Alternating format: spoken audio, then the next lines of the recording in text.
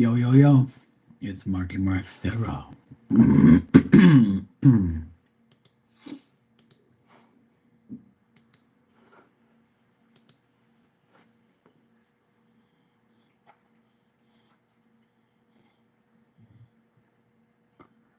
Good evening, Shania.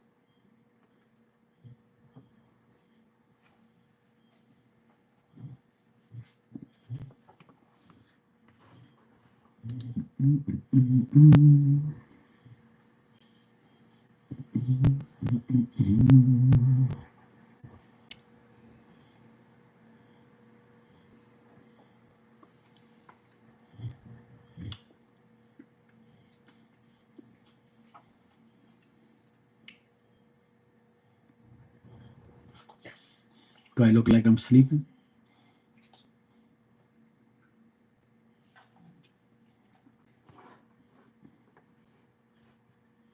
I just ain't paying you no damn mind.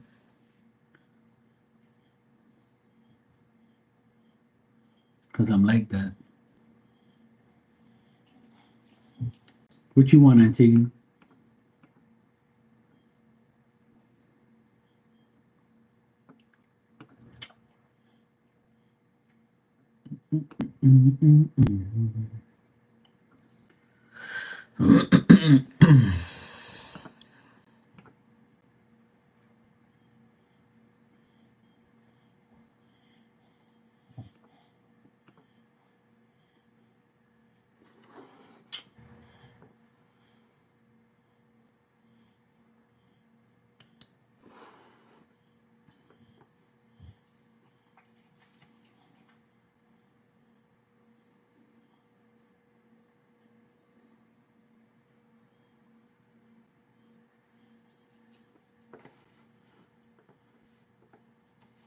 I don't care if you have a question.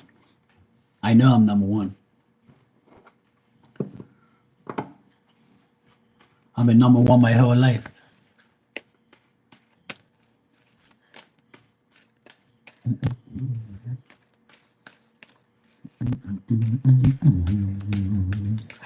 Good Lord's always with me. Lord knows who's with the hell with you.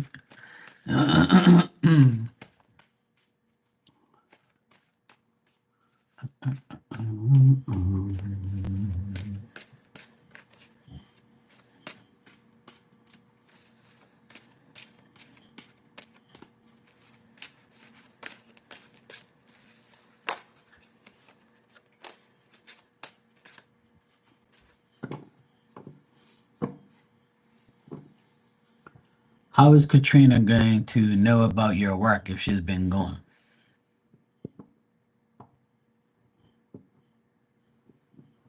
João Bonnet. Estão a pôr aqui dentro. Esse miacho precisa levar uma cuida.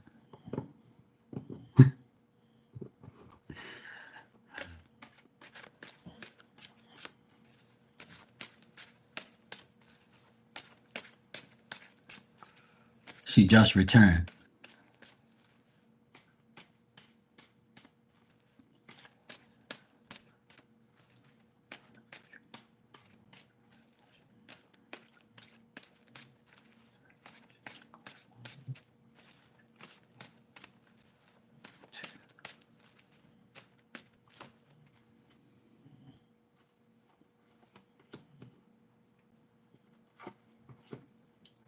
Não, João.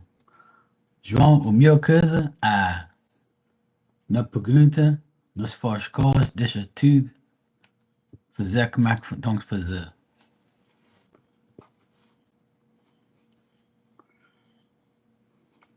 É só esperar. All right. So what I'm getting with Katrina is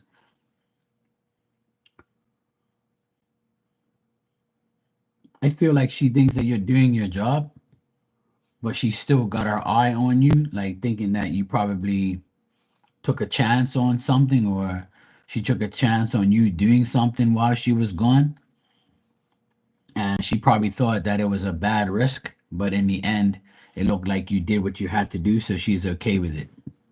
So I don't get nothing negative, to be honest. I just get like maybe if she wanted something to sell, then I probably would say that she didn't really. If you didn't sell it, hey Chloe, how you doing? I would say that she sold, but you so if you're selling things, put it this way, if you're selling things, then she probably thought that things weren't gonna sell while you were there.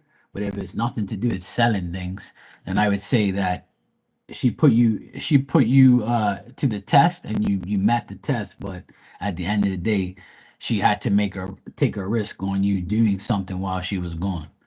But I don't get nothing bad though. I don't get anything bad at all, to be honest. I got that she's okay with what you're doing. It's just that she probably took a risk doing it, or she probably felt that because she was away, it was risky leaving you behind or leaving some people in charge or whatever. But it looks like the end result ended up being fine in the end.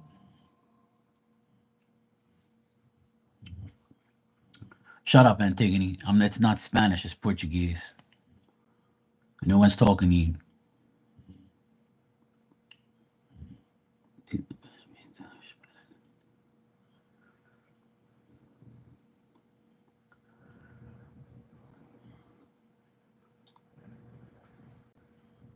Yeah, Shania, I don't get nothing bad.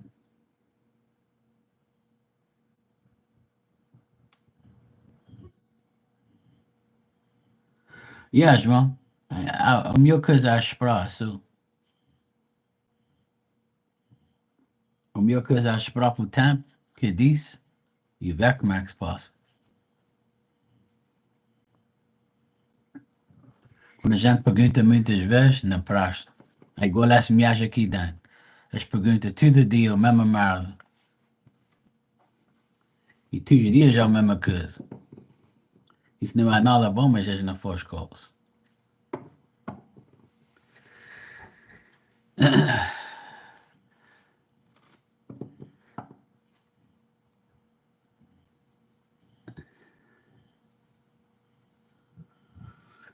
Antigone, get a life. No, you're not that important, sweetheart. Trust me.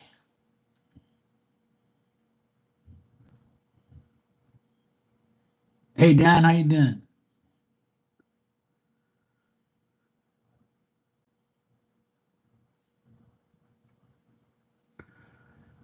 That's what I'm trying to say. Uh, Shania, is the end result is her looking at you saying, I left, and nothing bad happened. You see what I'm saying? So she looks at you as someone who she could trust now when she's not around to do your job. And if you know you did your job, then you're good to go. But if you feel like you didn't, then she's probably gonna say, well, I risked it and she didn't blow up the place or she didn't fuck nothing up, so we're good. It's pouring rain. Tudo mal, João. Obrigado. Força.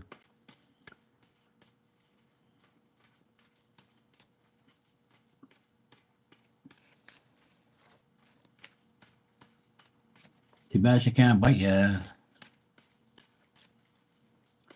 Uh, I've only been on here for 10 minutes, so I'm sure she'll probably be in eventually.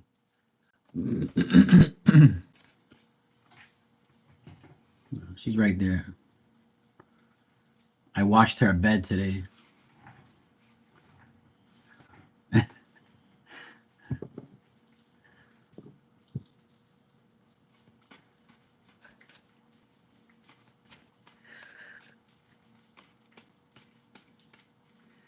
I washed her bed because it was stinking. So she's in a nice clean bed.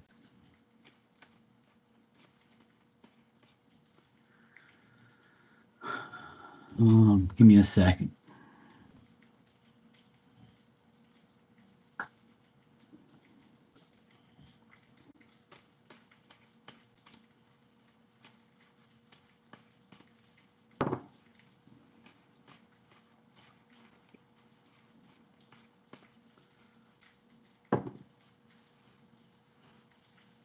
No problem, Shania.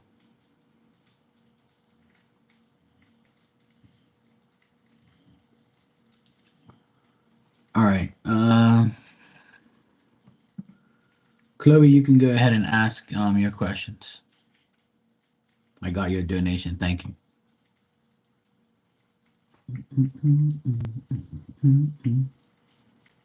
It's pouring rain here. I can hear the rain now. It wasn't raining when I came live, but now I can hear it outside. It's pouring. It's been raining on and off all day, but now I can hear it. It's coming down. Yeah, she's definitely comfy, Antigone. She's sprawled out on her nice and clean bed. She had a nice dinner. I gave her some leftovers just now. And she's good to go.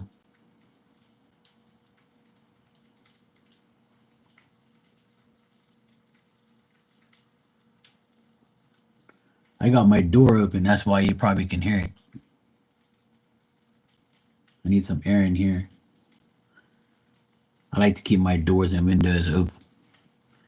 Keep circulation going through. I don't like everything closed up. I know it's loud because it's like right here. It's like it's pouring.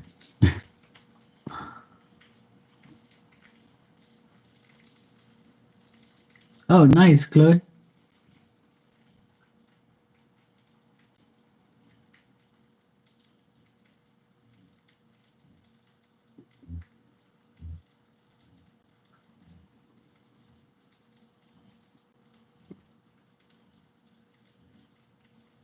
That's crazy, Chloe. Why the heck would she do that?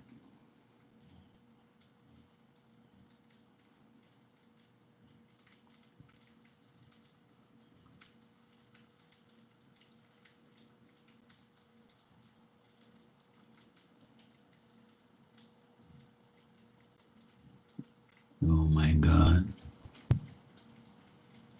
Wow. Like she's 20 years old. Doesn't she? Can she make that determination herself? And what, her father's better? That don't make no sense.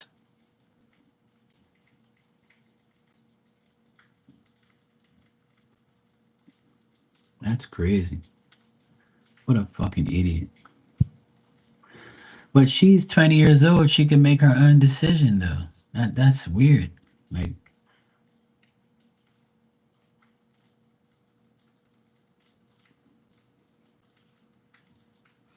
that's crazy.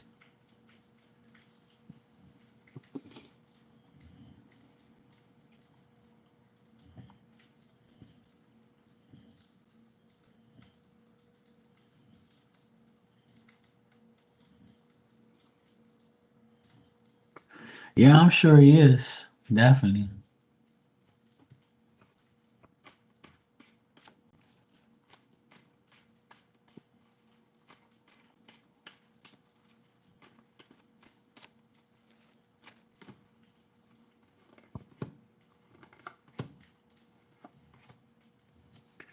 Yeah, he's definitely influencing her. I'm getting that he runs her life and tells her what to do.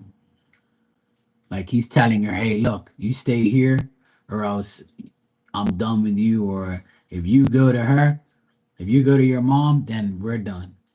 And so Rain's confused. She's like, "What do I do? Do I go to my mom? Do I stay here? I'm unhappy either way because everybody's fighting." I can see that she's very worried and she's not been sleeping properly, but she wants to be somewhere where she can be discreet and safe and she can, go somewhere where it's really nice, you know? Yeah. So I'm getting that he is influencing her decision for sure. I got that. So she worries a lot, has a lot of anxiety, but she wants to be safe. But yeah, he is. He's definitely telling her. I can see that in the cards. Yeah, yeah, of course.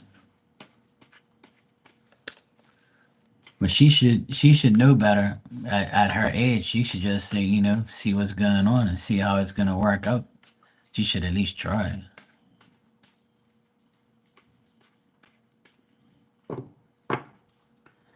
Yeah, my dad's doing great, Dan. He got a better room. He feels much better. He's still at the hospital, but he got a better room today, so we can all visit at one time. It's like you can have like 3 to 4 people in there at a time. So, but I went to see him this morning for about an hour. Me and my mom went to see him, and we bring him lunch, and we hung out with him for an hour, and then I took my mom to her hair appointment, and then when I took my mom back to the hospital and dropped her off, I couldn't go in there because only one person at a time. So my mom said, "Don't worry about it." And then about 2 hours later, they called me to say that he got a better room, and they're waiting for all his results. He's took like every test in the world, so we're just tomorrow morning we should find out exactly what's wrong with him. He has a lot of fluids in his legs, and his legs are swollen, and his ankles are swollen, his feet swollen. But it's a lot better than what it was.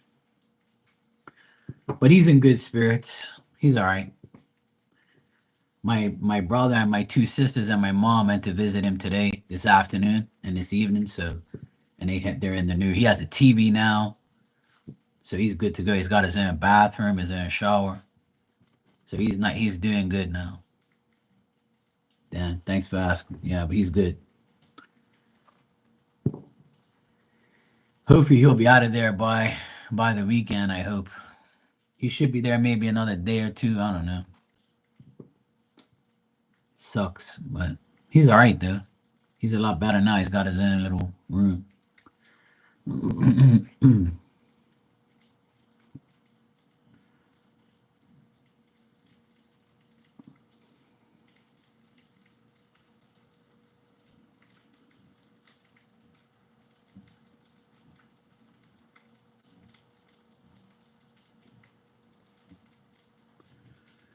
That's crazy.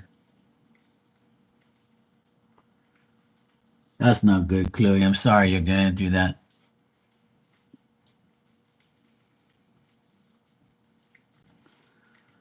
All right. So you said, can you please tell me how this is gonna work out?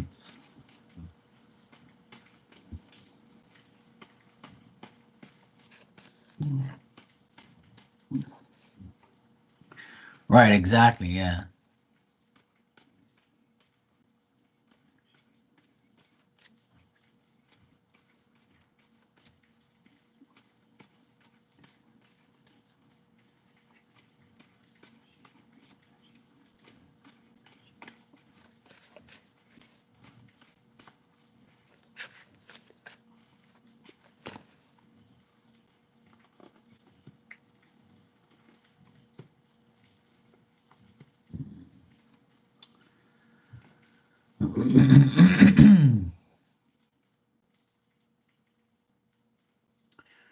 Well, the thing is, Chloe, I'm getting that she's not. She's set on not going to live with you in the next, at least in the next 2 months. She's not gonna come and live with you. So between now and the end of May, I don't see her moving in. I see her being like harassed by her dad, and I see like her like feeling stagnant and not making a choice, being very cautious about making a decision right now. Like she wants new possibilities and new ways, and she wants to like get a better life, and she has all these setbacks and she doesn't know what to do. I feel like she also like doesn't know what to do financially either. Like she doesn't know like if she um can handle things and do stuff that she really wants to do, you know? Yeah. I can see the money part there, you know? Hmm.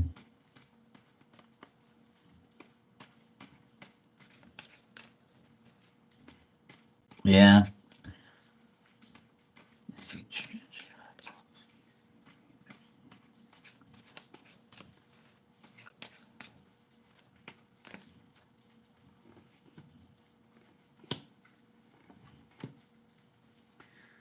even in the next coming months, her dad is gonna hold her back from doing that. You know what he's telling her? He's telling Rain, why do you think I left your mother in the first place? Why do you think me and your mother's not together? Why would you go to her if I told you that she's this and she's that? So he's bashing you. He comes up here every time and he's got authority over her. He has power over her. Like he's telling her, look, I'm your father. You do as I tell you. You don't go to your mother. She's this, she's that. You know, she's a bad person. She's this. And she, you're going to regret going and you're going to get let down and she's not going to be the person you think she is and blah, blah, blah, blah, blah. So he's definitely bashing the crap out of you right now to Rain, so that's why. And I don't see her going unless she goes on her own accord, you know? Yeah, exactly. Well, I don't know what like I'm gonna check some others. I'm gonna check something else here.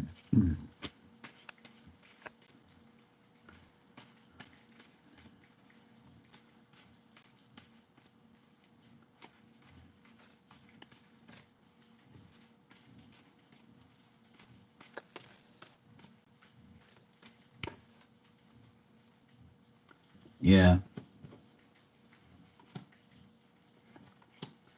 Well, you're going to be fine at your new place. Like you yourself, you're going to be very happy there. You're going to have a lot of opportunities and plans and you're going to it's a new place, it's a new area. So you're going to be really concentrating. You're going to be able to concentrate there, you know? You're going to be able to come up with new ideas. You're going to learn about the place you're in. It's a new thing, everything new.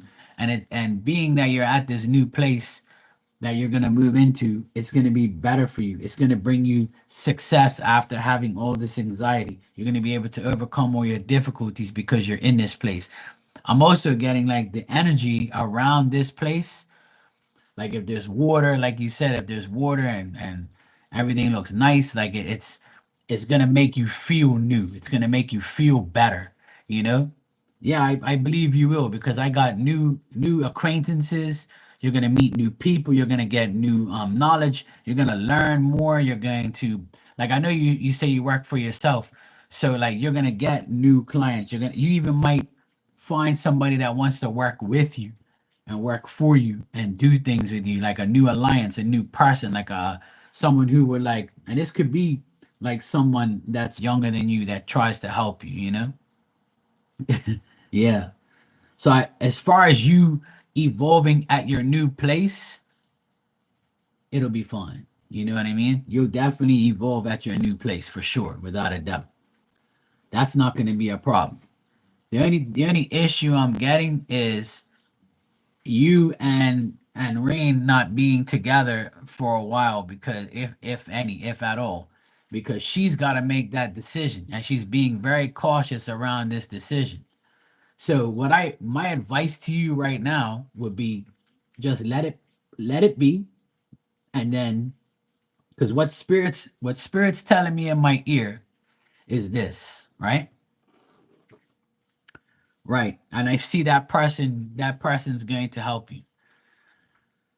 What I'm seeing, what spirit's telling me, before I forget, what spirit's telling me is when your her father's telling your ex is telling your daughter, let her go to this place and you're gonna see how long she lasts. She's gonna fail. She's not gonna last at this place. He's gonna like he's already condemning your future before it even happens. But when you start evolving and you stay and you're at this place for a couple months and your daughter sees that you're there and you're doing your thing and you're happy, she's gonna be like, okay, shit. Look, my dad was wrong. I was wrong. Look, my mom's exceeding expectations of us because this idiot put all this shit in my brain, and now like she's here months later and she's doing fine. So that's what spirit's saying is just let her see your progress to prove his faults in you. You got me? So that's what spirit's saying is in order for her to be with you eventually, she has to see your progress so it proves that. I mean, you have nothing to prove, right? But unfortunately, you're gonna have to you're gonna have to wait in order for her to see your improvements and your evolvement, and then she's gonna be like, "Okay, Dad, you were wrong. Look, Mom's still at her apartment and she's evolving. Her business is great. She's doing great. Look, it's you're an idiot. Like you told me she wasn't gonna make it." And he's probably gonna say, "Yeah, well, it's only been a few months." He's gonna keep like trying to convince her. But I feel like because Spirit shows me her like spying on you and coming around to see where you are. And she's gonna be like, "Look, my mom's happy. Like, this is crazy. So maybe like this is meant for me to go and be with her and hang out with her and be and see what it's about. She's going to be like um she's gonna be what am I gonna say? How am I gonna say this? Like she's gonna feel like an idiot at first, and then she's gonna be like, you know what? I should have went with my first instinct and just gave mom a chance. And then I let my dad corrupt me. So like I'm spirits telling me these things that that's how it's gonna work. You know? It's gonna work that way where she's going to see for her own eyes instead of listening to her dad. And sometimes that's what happens, like, because that's what happens in a lot of people's relationships. And a lot of people have to understand, like, sometimes the person you're around is the wrong person and you make the wrong choices. So I would say do what you have to do in the meantime, Chloe, and keep evolving and keep making things right for you. And I see nothing but good things here for you being at that place and meeting people and having a great time and doing everything you need to do. And while when your energy is all high and you're doing your thing and you're like in your element, then that's when your daughter might say, "Hey, look, she proved us all wrong, and now I look like an idiot." So she might have to like apologize to you in the end because she took her dad's side. Yeah, Dan, it is great. Prayers definitely work, bro, for sure. I've been praying my ass off for my dad, but he finally got his room, so I'm very happy that he got the room. So he's good. Prayers always work, bro. Always. That's why I pray every day. I wish everybody would pray instead of doubting themselves.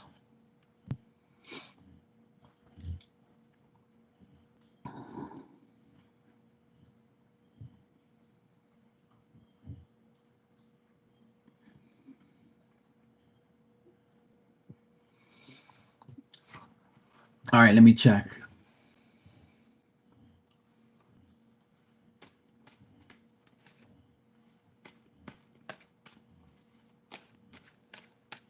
Hey Maria, how you doing, darling? I'm good. I was good in the hood.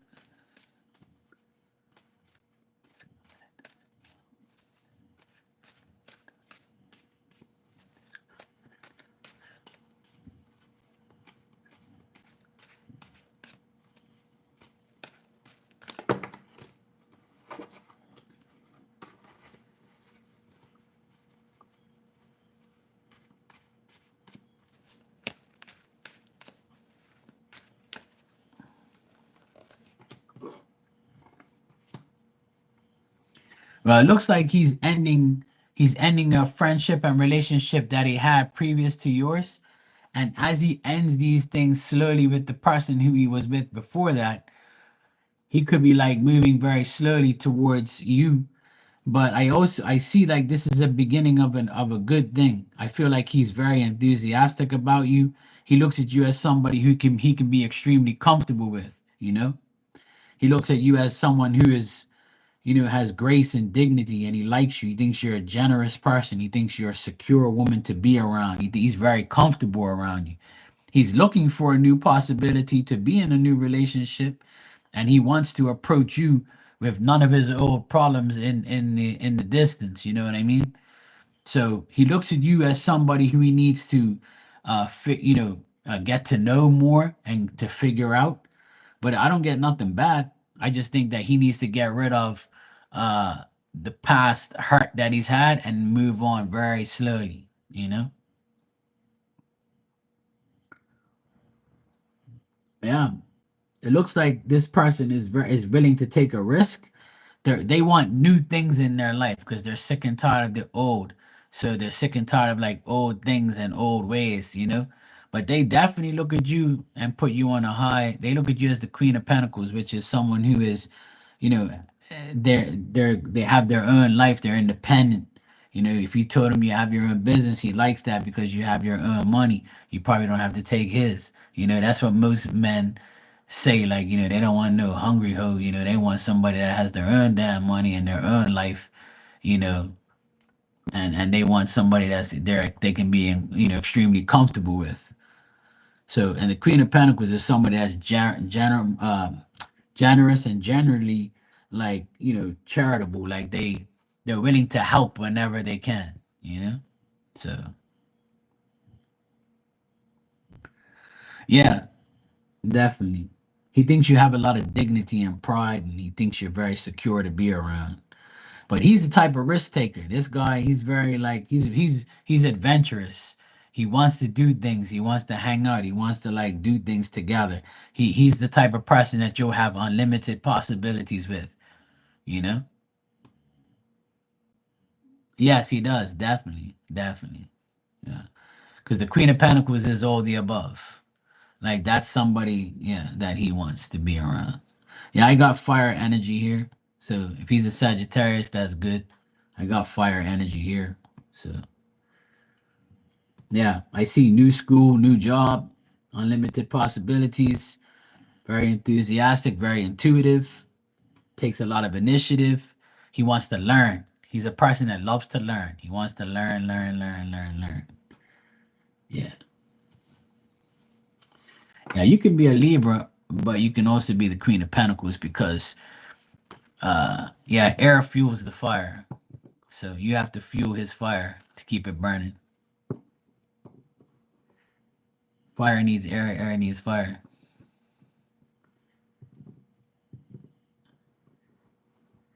Yeah, I can see he's very intuitive and he knows what he wants. He might be like looking for like a new job or a new fresh start in his whole life. I feel like he's getting rid of all the old things in his life and he wants to start fresh, just like how you are. You're starting fresh and new. He's starting fresh and new. Bang.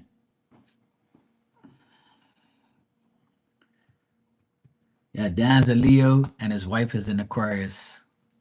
That's opposites attract. See, Leo and Aquarius are opposites, but Leo and Aquarius are fixed signs. The four fixed signs usually get along together, which is Leo, Aquarius, Taurus, and Scorpio. Those are the what you call it, the fixed signs.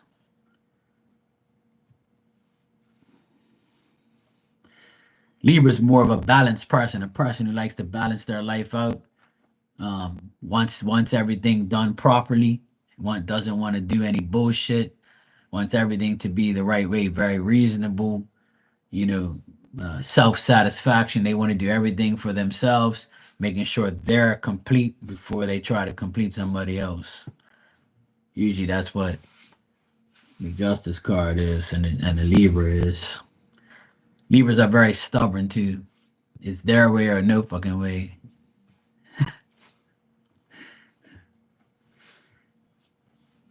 And they want shit done now. Let's get this shit done today. Let's make it happen. Let's go. I want it and I want it now. So yeah, Chloe, it looks good. I would say on the daughter, on your between you and your daughter, I would say allow her to see. Don't pressure her. Don't say nothing. You know, just let her make her decision. And if the only way she's gonna make a concrete decision is when she sees you make you do the things that her dad said you wasn't gonna do. And maybe eventually she'll come to you. But you can't force it because unfortunately, you know, she's 20 years old. She can't, you know, she has to do what she has to do. You know, you can't force her. She has to go on her own accord. So hopefully, when you prove everyone wrong, like you will, like I always do anyway. That she'll realize that she needs to be with you. Yeah, you want the way you want it. Yeah, I know. Damn, my dad's a Libra, and he's a pain in the ass. He's in the hospital right now, but he's okay. Maria, he said, I'm good. So Walter today, he had a meeting at my building today. He looked handsome, and then I surprised him with a jar of coffee and cookies. Oh, dang. I need a woman like you in my life. Shit. Actually, let me rephrase that. A quick hi and hug and kiss, and then back to work. Yeah. I believe I told you that it was going to be a quickie. Yeah. Well, my dad, he's 81 now, and he's in the hospital right now because he's got fluid all in his legs and stuff. But he can be a pain in the ass. But he's very chill. He doesn't like he doesn't like he doesn't annoy anybody. He doesn't want to be like too friendly with people. But he's cool. Like he's all right. Yeah, that sounds good.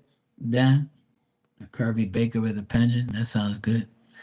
I saw an elderly lady today. She was probably like maybe when I say elderly, like I'm 48, so she was probably like 60, and she was looking good. Had her hair all done up. I would say she's about 60. She's older than me, and I was like, dang, she looking good. I saw her strutting through town, through the city. I was like, oh shit. I was like, where you been all my life? I don't mind an older lady, but she gotta look good. I don't want some wrinkled up hoe, you know. I was in the city majority all the day, for a couple hours today. I went shopping. I had to wait for my mom to get her hair done, and went to go see my dad at the hospital. I went shopping, got some stuff. And yeah, that's cool. I'll take it. If she's paying, that's good. She can pay for the groceries, and I'll cook. That'll be like a dream come true. You know? And she can get me discounts, because she's over 60. She gets like a little pension discount, like, that'll be nice. Every Thursday in Bermuda, there's like certain places that do like discounts for over 65. So when she's 65, like I can go say, hey, I need to go get some stuff. I want you to pay for it. I'll give you the money back. She'll be like, no, baby, that's okay. Just take care of this coochie. All right, baby, no problem. Maybe that's what I need as an older lady. Take care of her, take care of her needs. Take care of mine. I'll cook for her. She can buy my shit. Sounds good. I mean, I'll pay some time.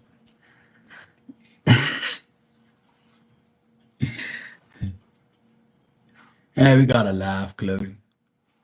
Yeah. Yeah, Dan's turning 60. He turned 60, I mean. Yeah, he's elderly dirt now. Musty and crusty.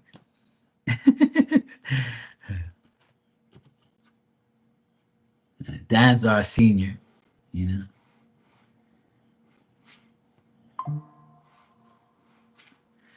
Dan is our senior citizen.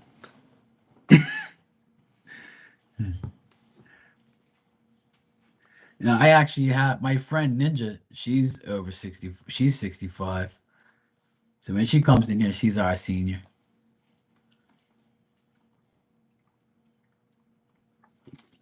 She actually retired this year.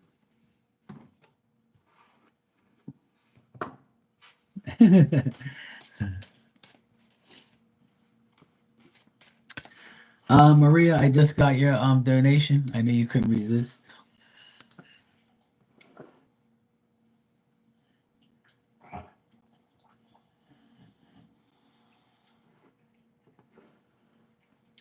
You haven't got nothing back from your job from like HR, Maria? HR still hasn't said anything to you?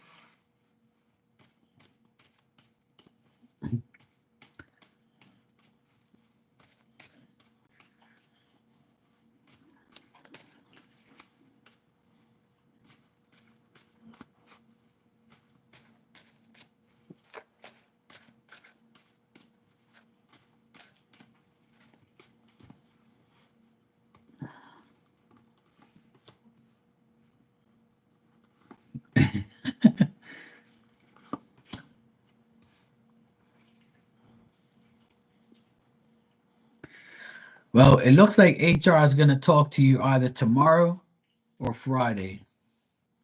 In the next 2 to 3 days, HR is going to talk to you.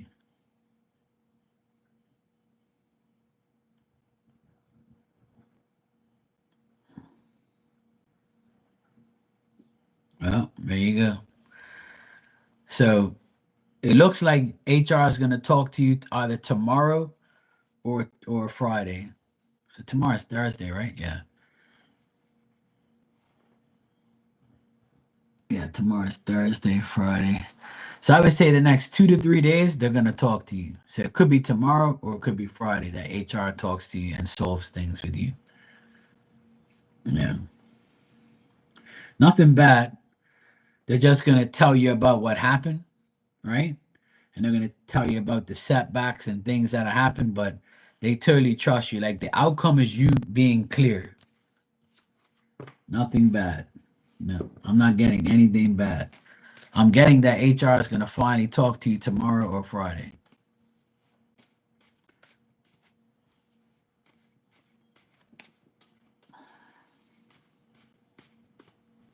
Yeah. So that's good.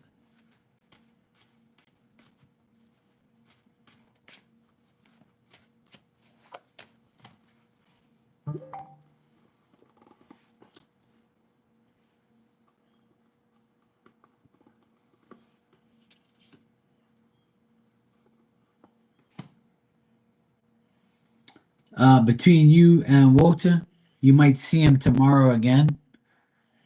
And tomorrow it looks like he's going to tell you, like, he's going to like the way you look. He's going to like the way, he talks to you and stuff. He's going to be very happy to see you. Um, and he's going to talk to you about other things. He's going to be like very, like, very talkative. And he's going to tell you that he's going through some bullshit here and there. And, he's going to like, take a break from like certain things and focus more on you and him and things like that. And he's going to tell you how much, you and him are perfect together and things like that. So it looks like you're going to see him tomorrow. I feel like you'll see him tomorrow or Friday, like for sure, for sure.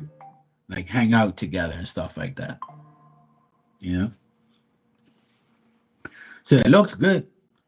Tomorrow, you and him, or tomorrow or Friday, I just feel like the next 2 days are going to be good for you. I can't even say anything else. I got really good cards for everything. I haven't got no bad cards here. To get like out of all these cards, to get four decent cards in a row, that's like nice. So I feel like everything is going to be good, Maria. Everything. You and Walter, work, everything is going to work out. Everything.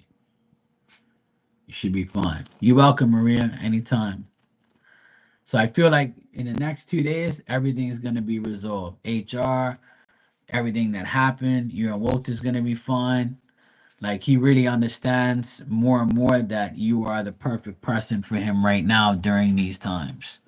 He looks at you as somebody who keeps him balanced, like you keep him, happy, which is good. So hugs and kisses and D, some coochie, good to go.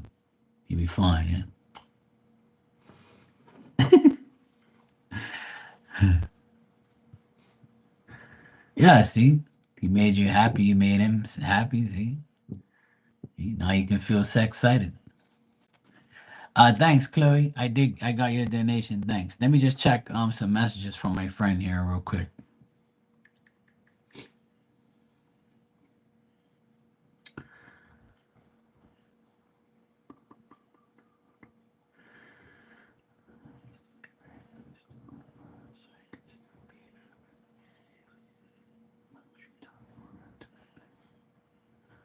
Oh, nice. Oh, that looks good. Oh shit. Very nice. Cool. Oh fuck, that looks like my kitchen. It's like my friend's just showing me her new place. Cool. Can't stand when this stupid thing does that.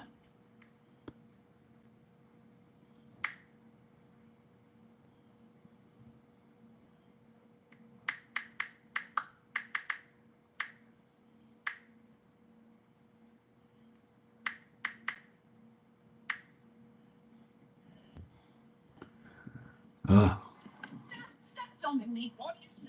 stop filming me. These Karens are something else. I like watching these videos and people say, "Stop filming me." Bunch of crack babies.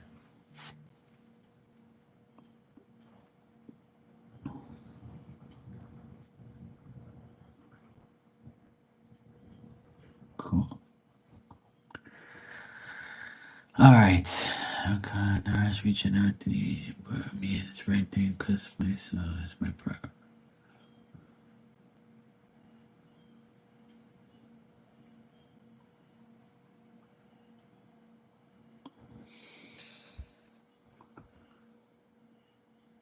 Yeah, send me some pics to my email like you did before. I'll check it out. Yeah. Me, I renovate houses and stuff. And I've done that like my whole life. Like I rip out old electrical and put new electrical in. I rearrange everything. I rearranged my whole parents' house. I redid their kitchen. I redid their bathroom, their wooden floors. I put in floors. I renovated this whole house right here. That's what I do for a living. So when people show me like stuff, I love that. I like getting new ideas and shit like that. My friends got some really nice place here.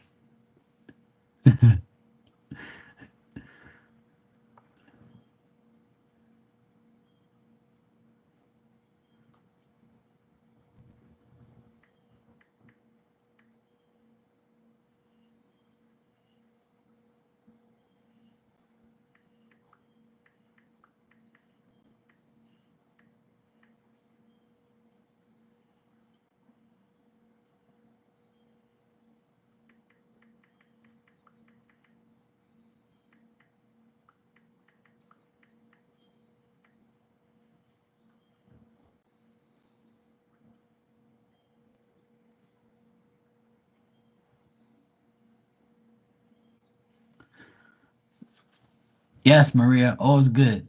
I don't get nothing bad, and I'm not gonna shuffle no more cards and look beyond that because it's all good. When it's all good, I really don't say too much because when it's bad, I'll double check, or when I see something, I'll double check. But I got all good shit, so I'm not even gonna.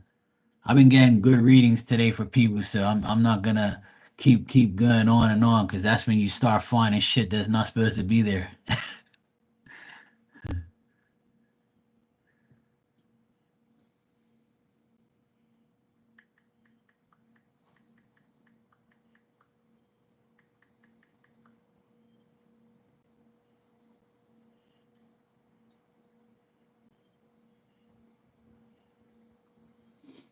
My friend's all excited. She's talking about her new place. So it's very nice. I'm happy for her. She's been looking for a place forever.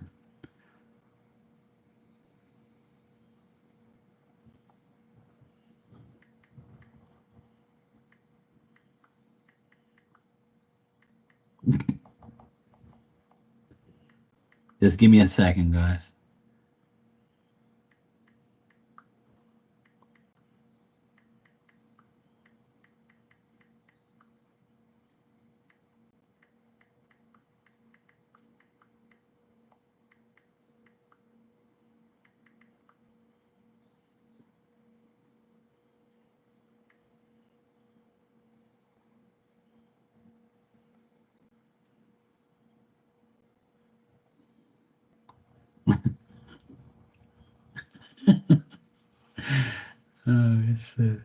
No, it's not. No, it's someone else like in the same type of situation, Dan.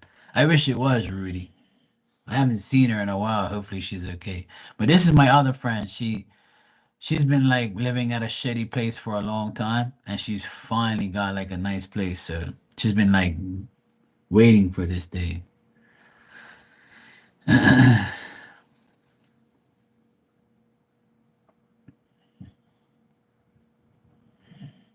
It's nice. It looks really nice too. I like all the inside looks really good. It's all new. Some nice shit. I love there's so many nice places around. You just gotta find like you guys gotta get lucky and find a decent place, you know? Yeah, definitely. She doesn't know I'm live right now, probably. If she knew I was live, she probably wouldn't bother me. Well, she's not bothering me, but yeah.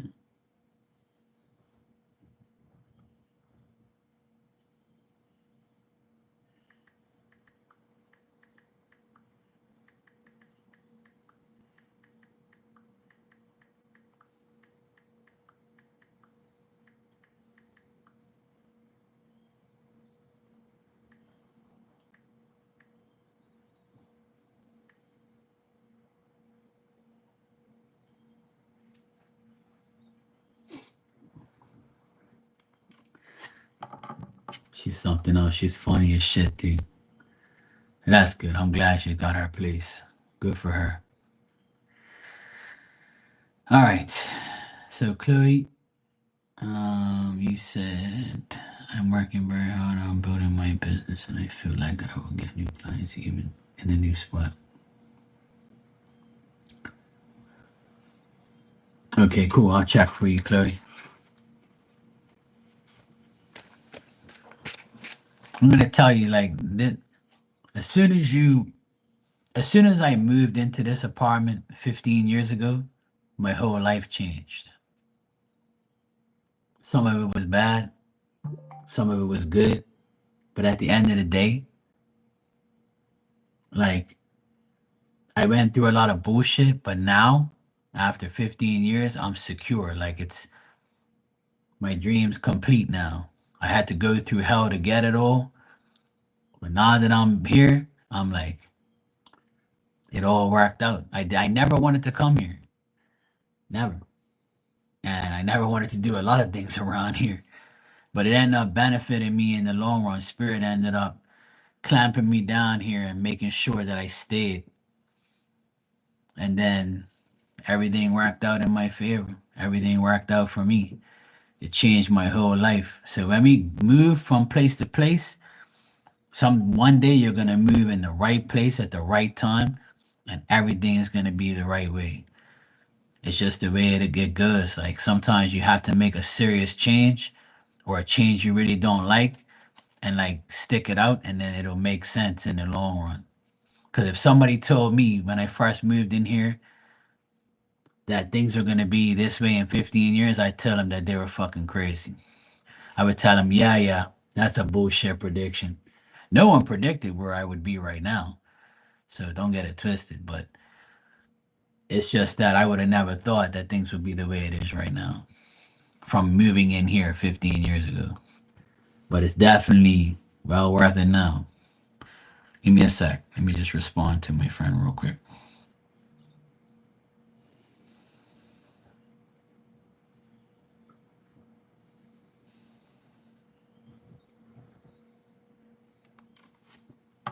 Okay, let me answer your question.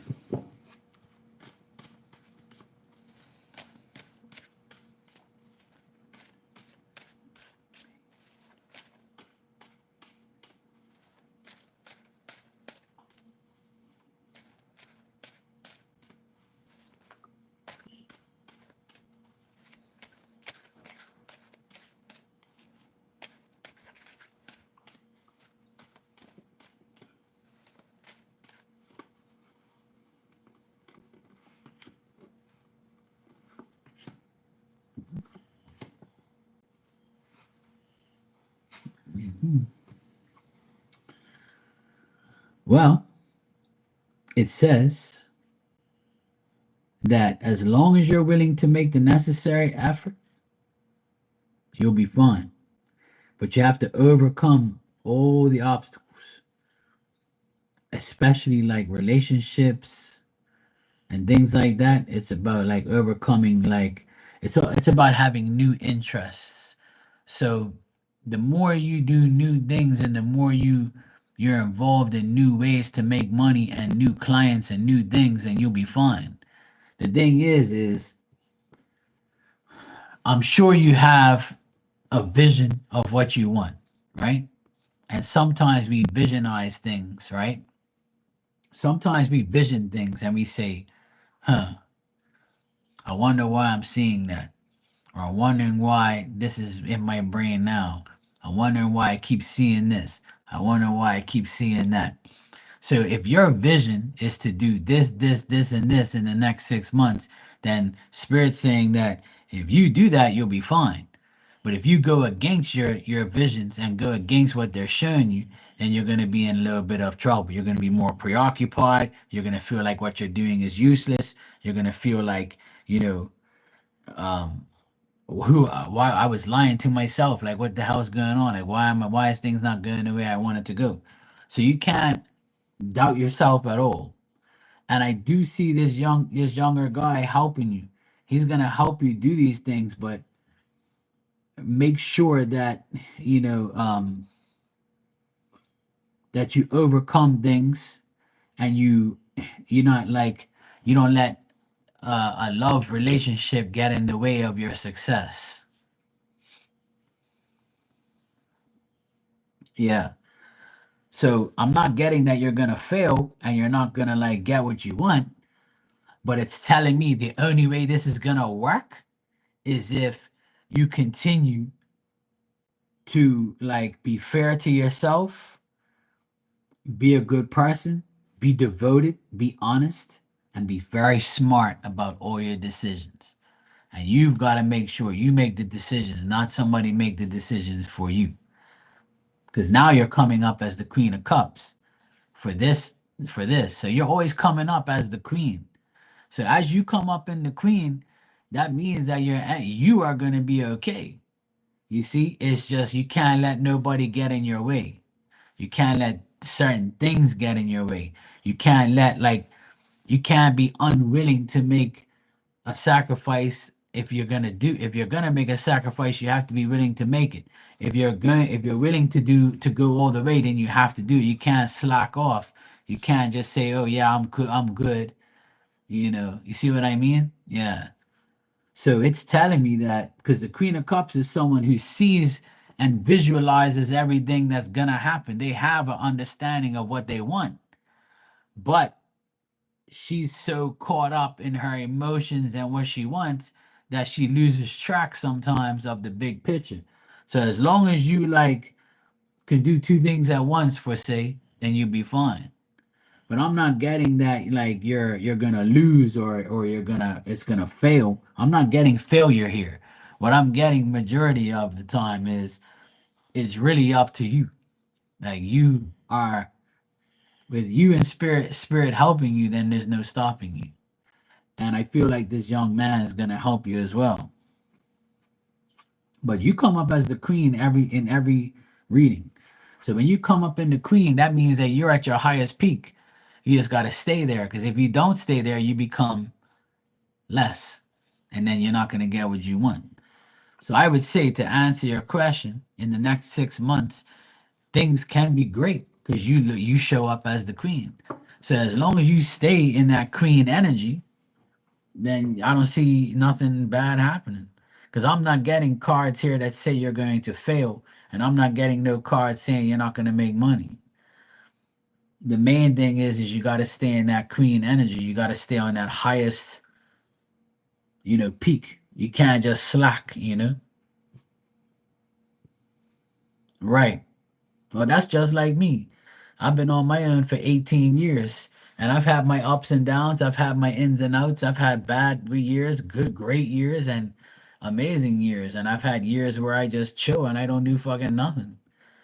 Literally. Like this year I haven't worked that much because I've focused on myself and my workshop. I've renovated my workshop and I've gotten more tools. I've gotten everything organized. So when summer comes, I'm ready. Soon as the weather starts kicking in, that's a wrap. I'm gonna go nuts. I'm gonna start making ridiculous money, and my workshop's gonna work for me. I have a facility now that I can spray paint things and make things and do things and take on more work, and I'm gonna be perfectly fine. I have my nephews to help me during the summer. So I'm my vision right now is just waiting for my time. In the meantime, I'm just trying to get my body organized and better, get my back better so I can, push out a lot of work in the coming months. So I feel like we're kind of, as business owners, you know what you got to do. So you know what you have to do. And the cards are telling me that you're on that queen energy, but you got to maintain it, you know? Like me, I know I'm the king. I just got to maintain my king like energy.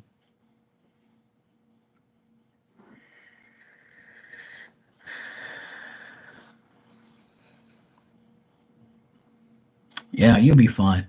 I have no doubt in my mind that you ain't going to be fine, you know? And sometimes getting your own place and having your own standards and doing things on your own is the best thing. Like some, and that's what made me feel so much better about myself as well, to make the comparisons like here. So everybody told me I couldn't make it, I wasn't gonna make it, and I'm not gonna do it, and I proved everybody wrong. I said, yeah, you'll see. Watch this, bang, bang, bang, and now I have more than I've ever had in my entire life. I have everything I can possibly imagine. And now all I got to do is say I'm open. I'm ready. I'm ready to do this. I'm ready to work here. I'm ready to do that. And that's all I got to do. I walked into my workshop earlier today and I looked. I said, yep, I've done everything I need to do. My workshop's ready for work. It's just a matter of time. But this week, I had a big setback with my dad because he's in the hospital right now. So he's been in the hospital for 3 days and I don't know when he's gonna get out, so I have to drive my mom because she doesn't drive anymore. So I have to drive her to go see my dad and then pick her up, and then I gotta pick up my nephew and from school, do things like that. I gotta do my own life. So it's been tough for me this past, week or so. And plus, I took 2 weeks off to get my back better. But sometimes we have to regroup. It's not about working 24/7 all the time. God and Spirit doesn't want us to kill ourselves working. You know what I mean? God wants us to take care of ourselves more than taking care of our bank accounts and our wallets and our pockets. Materialistic things ain't necessary. What's necessary is taking care of our physical bodies because that's all we have. All right, we have to take care of ourselves. And then that's why I took 2 weeks off. And then this week, I was going to go back to work, and then my dad goes to the hospital. So that spirit saying you need another week off, and you're gonna take another week off because now you have to take care of your mom and your dad. See, I plan and God laughs, and God says, "No, no, no, no, you're not doing that. You're gonna take some more time off to take care of your parents, and you're gonna do nothing, and you're gonna wait." And that's how life is been for me lately, and has been for years. But lately, everything I plan doesn't happen because God has different plans for me. Now I just accept it. I just go with the flow and let everything pan out on its own. And if we all do that, then life becomes better. Don't fight life. Let life fight for you. You know, let things just pan out. And whatever you see, don't doubt it. Whatever you hear, whatever you envision, don't doubt that shit. Don't think it's impossible. Because if you doubt it, you already lost it. Doubting is a powerful thing. It'll make you like not want to do nothing and not want to go and get your goals. So, but I'm starting to hear more and more good news from people. So that's a good thing. The retrograde's over. So I'm sure things are going to start to move forward now.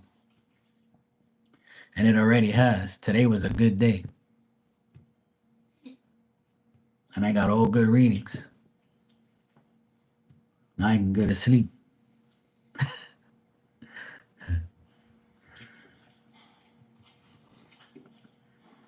But yeah, everything's gonna be all right, Chloe. You'll be fine. And once you're out there doing your thing, hopefully your daughter comes to her senses and says, "Hey, look, let me give mom a try." But don't count on it and don't like dwell on it. Sometimes you gotta let children always need a chance to learn and to see, and they easily get manipulated even at the age of 20. I'm sure at the age when I was 20, I didn't know what I wanted either. I didn't know 100% what I wanted. I just wanted to get the fuck out of army when I was 20. I was like, I got one more year of this shit. Let me get out of here. When I was 20, I didn't. I was start. I mean, I was working hard every day, but I didn't know exactly what I wanted in life. And I had an apartment when I was 20. I got away from my parents because they were too negative.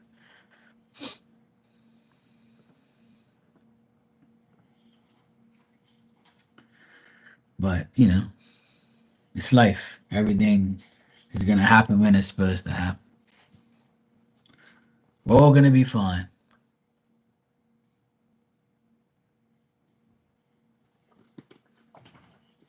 I washed all my dishes. Now I gotta fold all my damn clothes. Yeah, I moved out when I was 19, I believe. Yeah, 19, I moved out. When I was 19, I moved out, and then I went back home for maybe a couple months because my dad got in 2007. My dad got really sick, and I left my apartment. I didn't want to. I left my apartment because my dad was like he had a stent put in his heart, and like he was all fucked up. He couldn't drive, he couldn't walk, he couldn't do anything. He was like out of commission for a couple months. And my mom, she has vertigo. She couldn't really drive, so nobody was able to take care of them. So I didn't really want to like go back home, but I left my apartment. I went back home for like maybe 9 months, I think, and I helped my mom and dad for 9 months. Help them, pay the bills. Help them, at the house. Help my mom and dad. My cousin was staying there at the time, and then he left and went back home. And then I went on vacation and I came back home. And then after that, I moved into this apartment and I've been here ever since.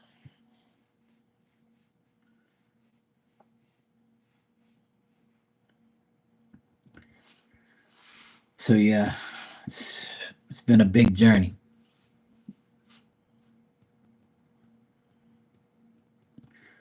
but I love it here. I made this my home for the past couple years, past 15 years. Life is different. Life changes every year is different. It's not sometimes things don't stay the same, and you just gotta roll with shit and do whatever you have to do to make life better for yourself. I always encourage everybody to do what's best for you, not for somebody else. Don't change your life for somebody. You gotta change your life for you, for what you want and what you want to do. A lot of people don't fulfill their dreams in the world because they always too busy dealing with other people. You got to do what's right for you. You got to do what you want because God gave you free will. So if you want to use your free will to deal with everybody else but yourself, then that's a poor choice. You got to take care of yourself. You got to do what's best for you every day. You come first, and everybody else should come after. And once you feel like you're okay, then you can go help somebody else, or you can do other things. And that's what I've been doing these past 3 months. Since the beginning of this year, I've taken care of myself, and then I go take care of everybody else. And I'm not gonna bust my ass no more. Hell no. I'm tired of working hard. I worked hard all my life. I dropped out of school at 17, and I worked every fucking day. I'm always doing something. physically, mentally, it's gonna happen.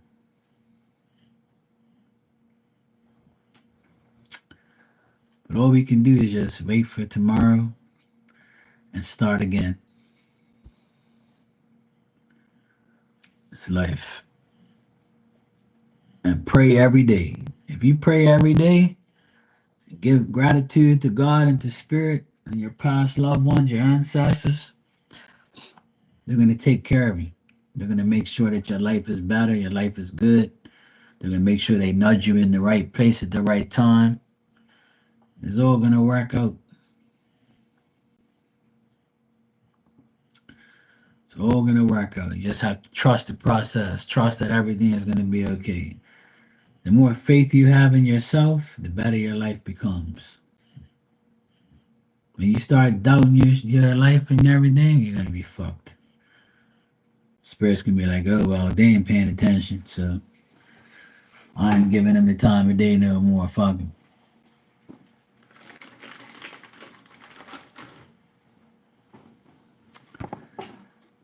That's why I trot along every day. I just do what I gotta do.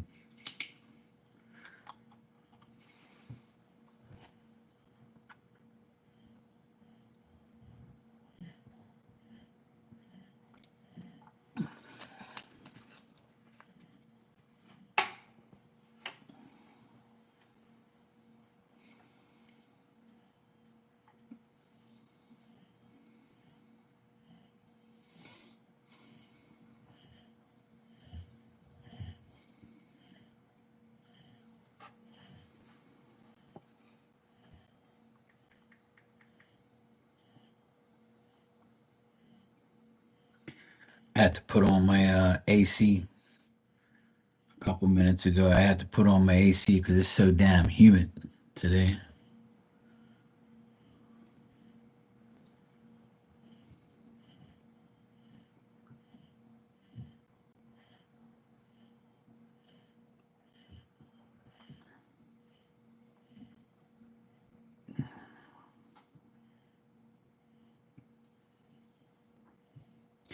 Didn't she say she's gonna help out Mama today? Dan? I think she told us yesterday she's gonna help out Mom. I believe she said that. I'm not really sure.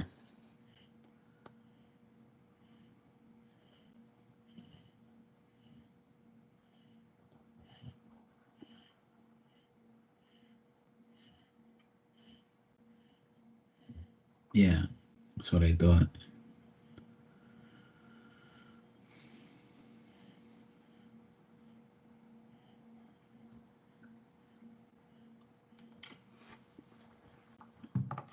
I'm sure she's okay. She's probably sleeping. She's probably in her woofy blanket right now, asleep.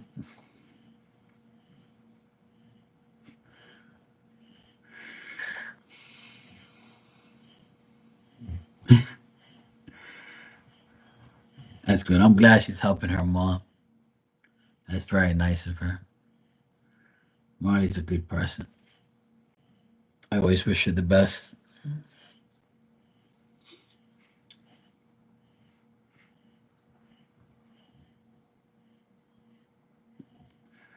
She'll be okay. She's a soldier.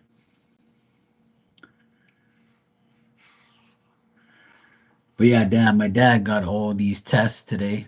Um, it was called an echo test or something like that. He told me he went into like a big pan. He said it's a CAT scan. I said, yeah, the CAT scan. He says, I looked at that thing. It looked like I was being put in a big pot, in a big pan. That's what he said. He said he was scared shitless going in there. I told him, I said, yeah, they got to check you out. They got to make sure, what they want to see what the fuck's going on. Because he doesn't smoke, he doesn't drink, and he doesn't eat foods with a lot of salt. So they're wondering why he gets gout all the time. And they're wondering why he's got all this fluid in his legs.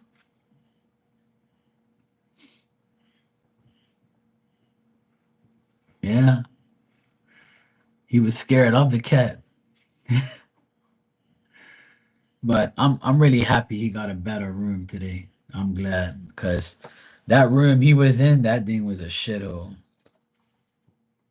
That thing was really bad. I got this little piece of lint on my damn hat, and it's bothering me. And I don't have a pair of scissors here. But anyway, yeah, yeah. His heart. They said his heart is weak, but it's okay. But I don't believe that because he's not like huffing and puffing and shit.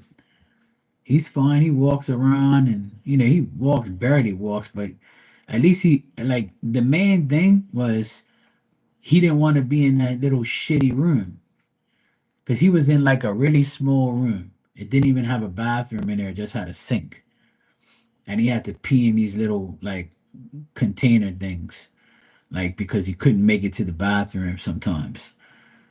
So today, this afternoon, when I left, and it never happens when I'm there. Like I was pissed. I told my mom, I said, we were there for like over an hour, and now like he finally got his room. And my mom said maybe I bring good luck. I said, yeah, probably.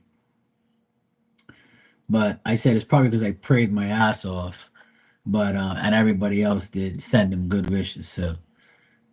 Um so yeah, he says he has a TV now. He's got the bathroom, he's got the shower. He got the chance. My mom, helped him out, and he got a new change of clothes. He brushed his teeth.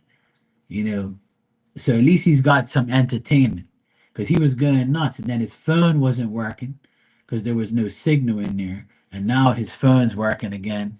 My sister got it fixed. It was like the volume was fucked up on it, but I still believe that the signal was pretty shitty in there anyway. So now that he's on the third floor now, and tomorrow I'm gonna go see him with my mom.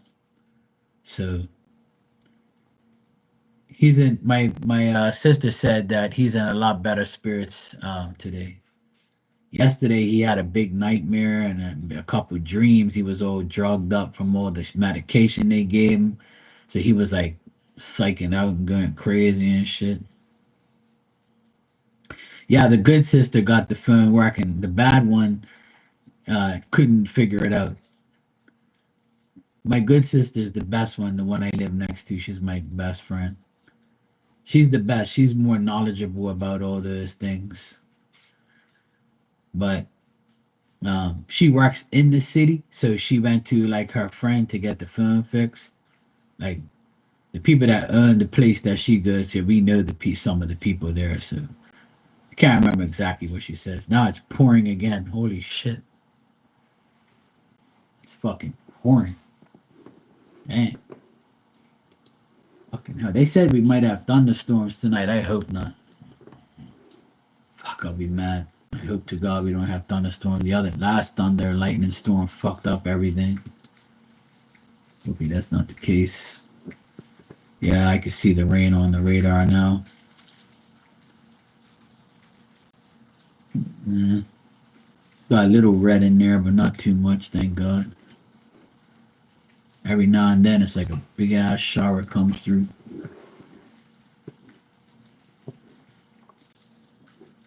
Yeah, she's actually a teacher. My oldest sister's a teacher. She has a master's and bachelor's degree. She's been teaching for over 25 years. She's 52. Yeah, she's 4 years older than me. She's like 52. She goes 53 next week. Her birthday is on the 15th. I think she goes 53, if I'm not mistaken. I think she goes 53. Yeah.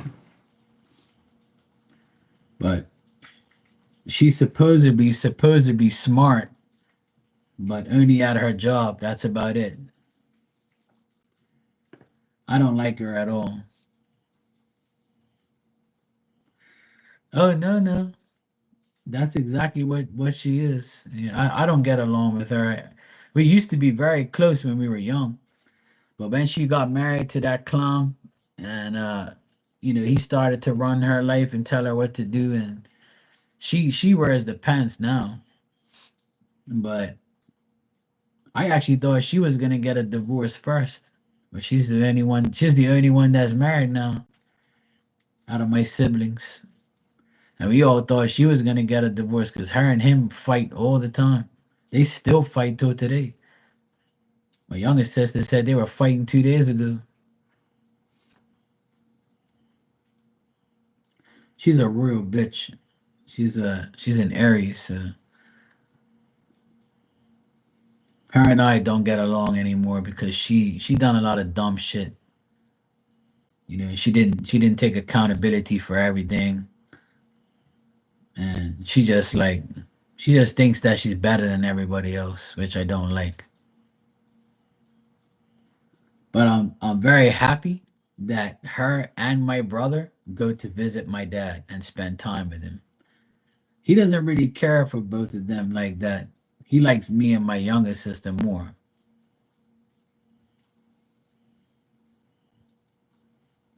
Yeah.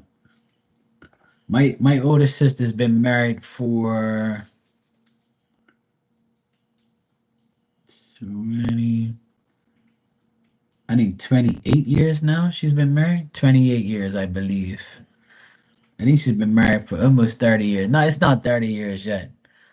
Because she got married when she was 26, when she got out of college. Or 24. No, she got married at 24. So she's been married for probably 28 years, going 29, I guess. Something like that. It's not 30 yet, but it's close. Because she was in college for 6 years, because she got a master's and bachelor's degree.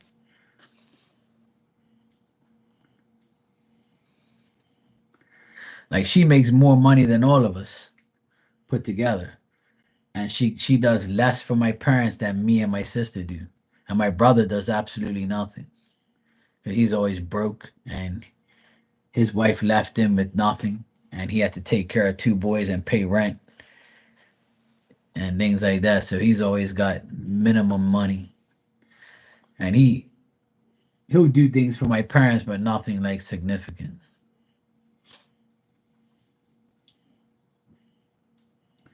Yeah, that I mean, like, there's always gonna be, I have, three siblings, a brother and two sisters, and I only speak to my youngest sister the most. Me and her are like best friends. We live together. I'm in the apartment. She's in the main house. I love her kids like my own. I love all. I have six nephews. Each one of my siblings have two boys, and all the boys. We When we get together, we talk a lot of shit and have fun. They love me. I'm their favorite uncle, and I love all my nephews equally. But the two next door, obviously, I'm more attached to them, and I see them every day, and I deal with them every day. I help raise them. So, um, like we all have siblings we speak to, we don't speak to. We all have, like my ex brother, my ex brother in law, my ex sister in law. I didn't like them at all. I never did. And their family, I never liked none of their families either. And even my oldest sister's husband, I can't stand him. I just say hi and hello, and that's it. When I see him, he'll say, "Hey, Mark." I'm like, "Hey, how you doing?" I don't even say his name. I just say, "Hey, how you doing?" "Yeah, good. Okay, good. Yeah, fuck you. Bye." Me and him don't get along. We never have. I don't like him at all. He's a very jealous asshole, and he's always got problems too because he's a dickhead. I used to work for the company he works for. Like I used to do like when I went on my own, I did jobs for his company, not through him, but through like his company. And he found a way to get me out away from his company so I won't make money. That's how evil he was. And then I cut him off after that. I never really spoke to him ever since. Like I said, it's hi, bye, and fuck you. I don't associate with him at all. And now he saw me. He has a van just like mine, or I have a van just like how he has. But it's not his. It's his company van. And he saw me in the van with my nephew. He tries to speak to me when he sees me, but I don't say nothing to him. Like I don't forgive people for what they do to me, so I don't really speak to people like that because once you fuck me over once, I'm not gonna let you fuck me over again. That ain't gonna happen. And I'm not gonna speak to you because if I didn't do nothing wrong to you, that you shouldn't be doing anything wrong to me. But it doesn't work that way in people's minds. But and my oldest, my brother, he's also very envious and jealous, and he's always like worried about what everybody else is doing. And when I got my van, he didn't even say congratulations because he knew I always wanted my own van. But he was mad as shit. He was like, where the fuck is this guy get this money, and where the he's got a business. I'm jealous. And then he told my mom that he always wanted his own business too, but he can't because he can't afford it. His wife fucked his life up, blah blah blah. And I'm like, yeah, whatever, bro. And he just like they all hate on me a lot, and I have never done anything to them. I never done anything like drastic to anybody. I don't do bad shit to people, because I know I'll get karma. That's why I don't do bad shit to people. But unfortunately, I have my brother and my older sister are very envious and jealous. And when my sister got this house, they all were jealous. They act like they like my sister, but they're very jealous of her. Very jealous of her. And they're even more jealous because her and I are together and we made this house, look very nice and they can't handle it. My older sister has a very nice house and she has like a nice yard, but it's not like this house. We have like double the house she has. But she's not like she's never happy for us for how far we've come because she knows we worked hard for it, but she don't care. She's like one of those people that are like, yeah, fuck you. You can't have as much as me. You can I went to school and I've got a master's and bachelor's degree. And I worked hard in school and you're not supposed to have more than me because I have education. I'm a teacher. That's how she thinks. See, I knew her very well. I know what she thinks and how she is.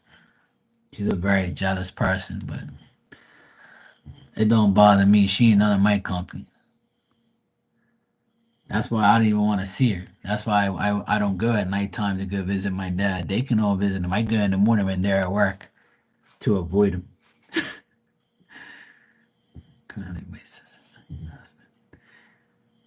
He got very interested in himself, and when mom passed, he was the voice behind the throne, with my sister handling the estate.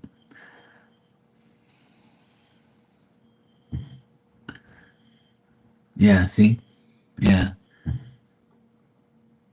And that's the thing that happens with me is me and my youngest sister invested time and money and work into my parents' house. We renovated my parents' house and we spent thousands of dollars on it.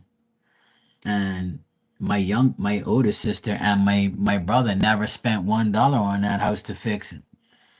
So we added value to the house. If my mom and dad were to die today, that house is valued more money because we fixed it, not you. So we're not gonna get our money back. Everybody gets the same amount of money, unless my parents put it in a will, which they didn't. And I had a chance to take the will. They wanted to put the house in my name, because I'm the only one who works on it. And then I told them that that's not the right thing to do. You should put it on all our names. So because we all lived here, we're all your children. That's the right thing to do.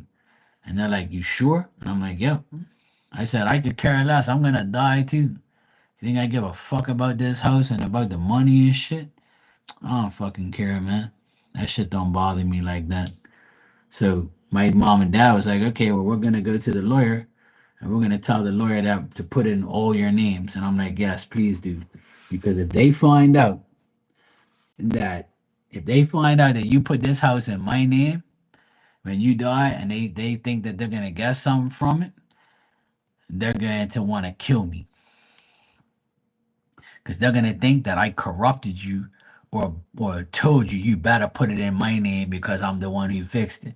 They're going to start, they're going to think that I was the one who brainwashed them.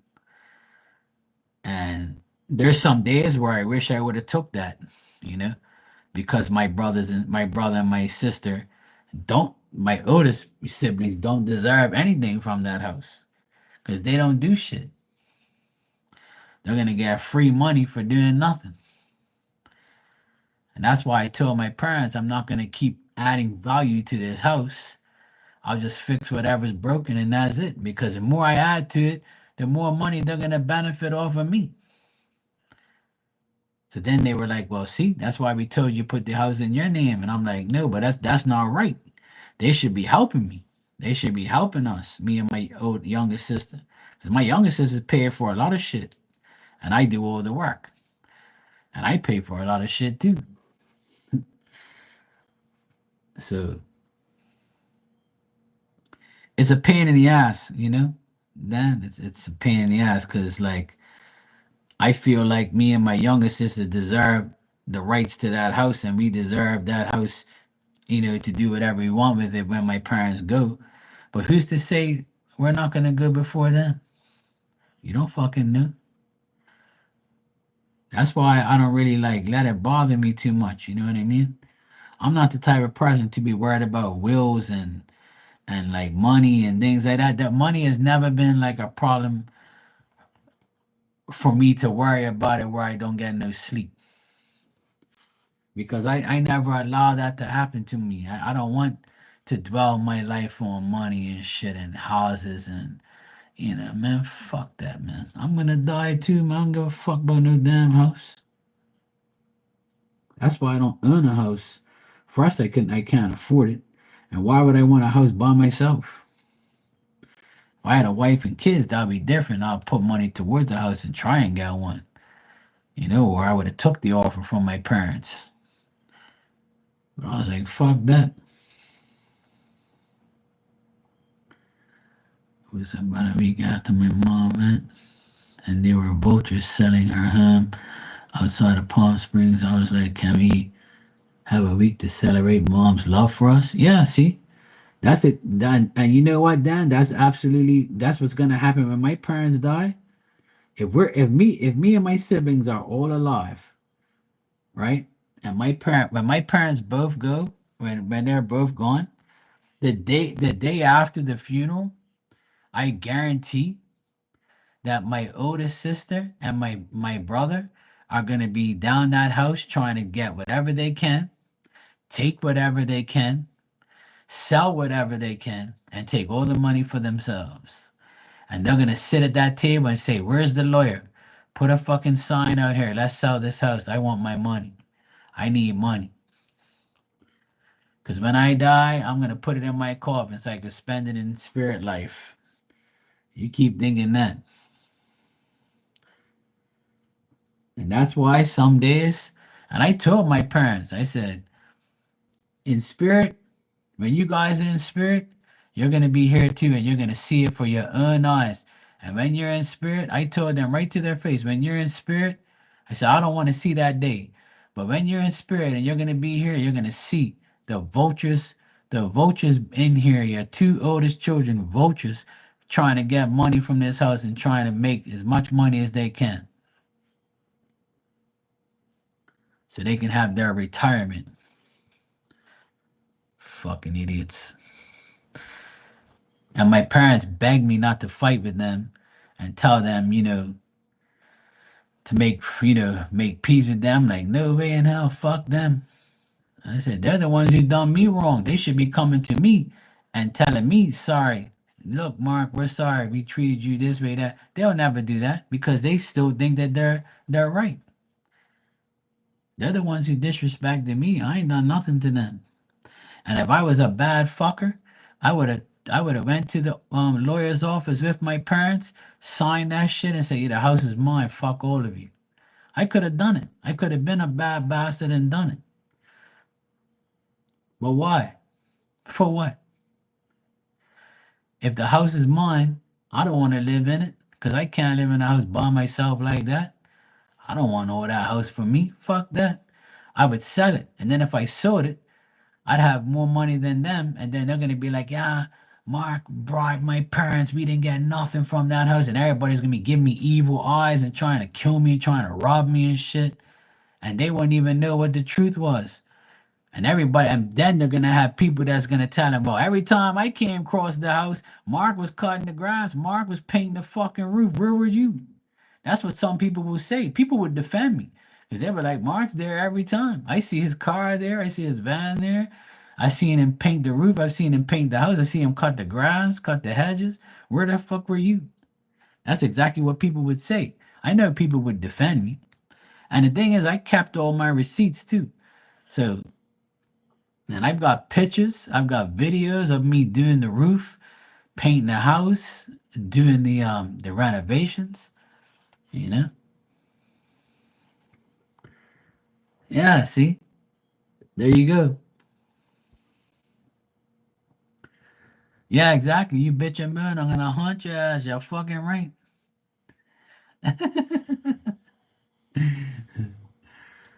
Yeah.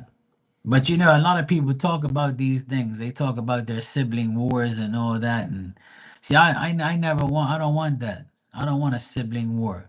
All I want is my parents to stay alive as long as they can. And one day, if all four of us are alive and my parents die, I'm going to sit there quiet. I'm not even going to reap up. I'm not going to say a damn word. I'm going to take my cut and I'm going to go about my business. Because I can tell you a story right now, and I'm going to tell the story to them when this day happens. And I'm going to tell them when my godmother and auntie, right? My godmother, she passed away 6 years ago last month. She had a good bit of money. Her and my godfather had money, and they got a big ass house left to them.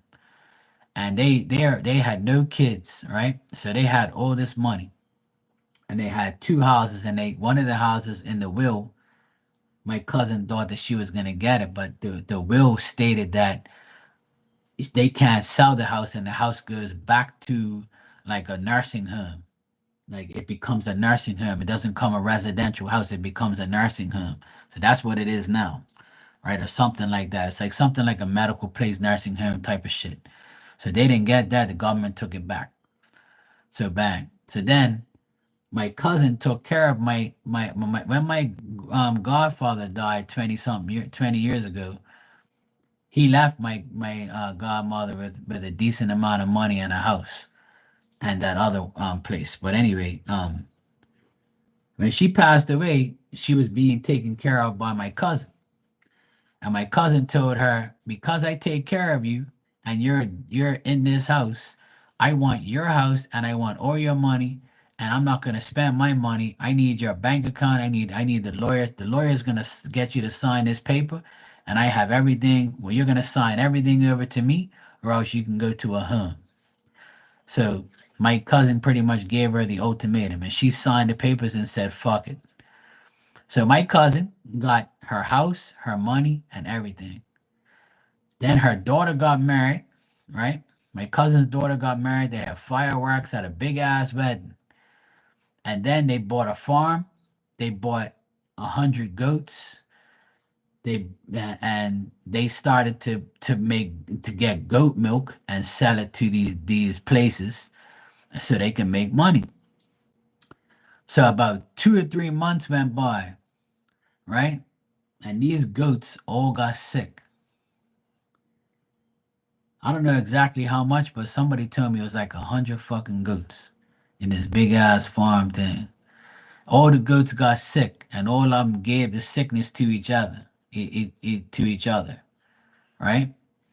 And my godmother, in spirit, probably she did that to say, you robbed me, you fucked me over, and you used my money to go get a farm and goats. Well, guess what? It ain't gonna work. And then my cousin's husband got cameras all put up because they said somebody must have did it to them that hates on them. So then they got a bunch of pigs, and the pigs had babies, and the pigs all died. They got the same thing, disease. The cameras didn't pick up nothing. Nobody get. They just got a disease and all died. Now the farm has cows on it, and all they do is eat grass and fucking. It's like a couple of cows and nothing serious. Apparently, that's what I heard. See? People think that they're gonna be able to fuck you over and they're gonna say, yeah, you're dead, nothing's gonna happen. You keep thinking that. You go ahead and take people's fortune and make fun of them. In spirit, they will come back to get you. You just don't know it. But they will. Believe me, they will. If you don't pay here before you go, you're gonna pay where you go. You already know where you're going. Yeah, and all this and you know what else happened, Dan? She rented my godmother's house. It rented for like a couple months and the people left. Then she rented it again, the people left. You know what probably happened? We don't know the truth, but I can tell you what happened. They were getting haunted in that fucking house. And they said, fuck this place, we're out of here. So now apparently the house is just closed, sitting there, and nobody wants to rent it. So tell me, is that a coincidence? Is that like bullshit? Or what do you think? I don't have to think, I know what happened. You fucked up. Even a priest can't cleanse that shit. It ain't gonna work because her husband cleanses and does all that heating type of shit. So if he can't do it because he's the one who's been on it anyway. I tell you what, spirit has too much power for that shit. There's no human being that's more powerful than a spirit. It doesn't work that way. Spirit's more powerful than any human being. But people just don't realize that they live a delusional world. And they think that because that person's dead, they think, oh yeah, I can do whatever I want, spirit don't exist. Well, if spirit don't exist, why you pray every day then? You're praying to a spirit. You're praying to Jesus, you're praying to God. You think spirit don't exist? You're dead wrong. They're gonna fuck your shit up. You think they ain't, but they will. And I tell people that. And people know it's true. And a lot of people don't believe it. But explain that. Explain why that happens. Explain why you took all this woman's fortune. My cousin took her auntie's fortune, her auntie and uncle's fortune, and tried to make it more of a fortune and failed. Yeah, well, their needs, they can do whatever they want, but see, they don't. Sometimes the damage is already done. They know better. My before my godfather died, you know what he said to me? He said, Mark, I wiped all their asses. I took care of them. I was like a father to them. So for them to disrespect me and my wife, fuck them. They're gonna get theirs. He told me that in Portuguese. He'll never forget it. He told me at that table. He looked right across from me. He was drinking his coffee and his bread. So was I. And we looked at each other and he said, you know what, Mark? I wiped all their asses and I took care of them like they were my own. And this is how they repay me. And I say, yeah, I know. And that was 20 something years ago. And then he died the next year. Then I went to go see my auntie when he passed away to comfort her. She's my they're my godparents. And then right after that, like I said, 6 years ago, my godmother passed away. And she was telling my mom on the phone on her dying days that this was all going down, like how they fucked her over, made her sign her life away, all that bullshit, all under the table, all bullshit without nobody's consent. They corrupted her, they fucked her all up. And she says, yeah, you did that shit to me? Well, wait till I die and become a spirit. I'm gonna fucking haunt you for the rest of your life. And thank God she does. I could care less. Good for her. That's why you fuck around with me. I'm gonna haunt your ass too in spirit. And that's the last thing you want. That's why I tell people, you better praise your past loved ones and don't talk no shit about them, because you better talk shit about them and also ask for protection right afterwards because if you think you're gonna make fun of the dead, you got the next thing coming. Look what happens to people who make fun of God and fun of Jesus. They get theirs immediately. Hey Maria, how you doing? You're bored as fuck tonight. Can you get a general for just for this month of April? Yeah, sure. Thanks for the super chat. I appreciate it. But I've been talking to Spirit for a very long time, and Spirit shows me things and tells me shit all the time, and I believe them 100%, and I know for a fact that when they're good and ready, they are your karma. They're going to be your karma for talking shit, and that's what happens. People think it's a joke. I don't take this shit as a joke. I know for real that spirit exists and spirits all around us and they can do anything they want. They'll get you. You keep talking that shit. I'm laughing because I know it's true and I know what they do. And they prove it to me every time. I'll hear of some, I'm like, yep, see? I tell you don't talk no shit. Tell you don't do that. Tell you don't do this. You don't want to listen. Oh well. You suffer the consequences.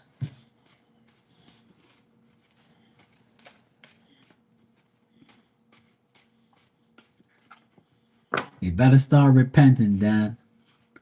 They can ask for forgiveness, but I don't know. We'll see. All depends if they genuinely mean it. But sometimes it's too late. Some people in spirit ain't gonna really worry about your forgiveness anyway. All right, Maria, let's check.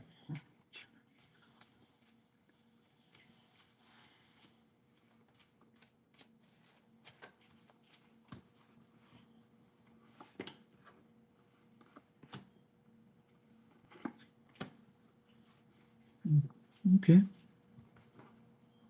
Well, the good readings continue. I've had nothing but good readings for people today.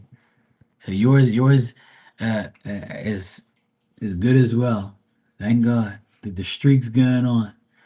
Anything that's not good is normal shit, which is you might have some haters around you. You might have a woman who hates on you, is jealous of you, wants to fight with you, wants to dispute with you, wants to make you feel like, uh, wants to engage in arguments, or somebody that wants to like argue with you or start a dispute with you, cause you delays, cause you to feel stuck, but it ain't gonna work because I feel like you're the type of person, like you feel the intensity and you're smart enough to know what's right from wrong. And the thing that spirit says here for you, Maria, is to be absent from the negativity. And what I mean by that is just ignore it. Just like if you know this woman or this person around you is like jealous of you or wants to start things or wants to make you feel a certain way, you got to know that, hey, if I'm absent from them and I make them look absent and I feel I ignore them, then I don't have to worry about them.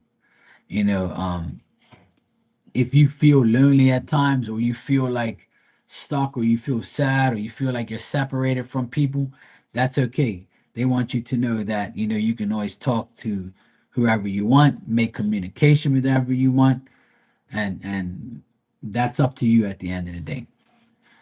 What I also get, the good thing I get here is if you have a birthday coming up, you might get some gifts. People might be kind to you. If you don't have a birthday or something like that coming up, then somebody can be doing a favor for you. You could be getting a gift from somebody. You could be like, how am I gonna say this? Like you can get like if you want to spend some of your money on material things or you want to buy something special for yourself, like a new car or a new fucking piece of furniture or something. Like if you want to be gracious and kind to yourself, you can do that in the next like 6 weeks. So in the next so this month, rest of this month, if you want to do something, like gift yourself with something or be kind to yourself, then that's fine. Go right ahead. Do it. They're saying like be generous to yourself, be kind to yourself. Or this could be somebody giving you something. You're saying, hey Maria, look, for all you did, look, here you go. This is my gift to you. So, and this could come from a man or it can come from anybody. But I got a man like gifting you something, or even like sharing a gift with you, or saving up for something, Sounds like the lady I reported. She approached me a couple times, a couple days ago, and I ignored her, and she wasn't there. Yeah, so that's probably gonna continue, like her ignorance and shit. Like, but just ignore her. Keep ignoring her. You're doing the right thing. You've been trying to save up to buy myself an iPhone. I've had this other one for 5 years. Let me tell you something. Look, I had an iPhone 8 for years, and I just last year I just got the iPhone 14. That's 6 years ago. See, I had my phone for 6 years, and the guy told me you're gonna live a new life now because you went from the 8 to the 14 overnight. And I said, that's cool, bro. I can handle it. And it's definitely a big upgrade. But uh, one thing about it's not because I couldn't afford it. It's just I don't care. Like phones to me don't make no big deal. Like, I don't really give a fuck. But it was definitely nice getting it. Also, right, for the rest of this month, you could literally be getting more like ability to do things. You'll be able to handle matters in of whatever you want to handle. Whatever matters come to you, you'll be able to handle them. If that makes sense. And you're gonna get like a message or a letter or a text or a call saying, "Hey, look, this happened," and you're gonna be like, "Oh, no way!" Like you might even like win something. You might win an iPhone if you like did a raffle or something like that. I don't know if you do scratch cards or whatever, but like if you entered a raffle or something like that, you might win. You might win something. This is the type of cards I have here. It's very possible you can win something, or you might get a message from someone saying, "Hey, you won this," or you got what you wanted, or you get a message that makes you feel very happy. So something might happen in the next 3 weeks where you get a message or an email or a text call that makes you feel like you're enjoying every moment of the good news.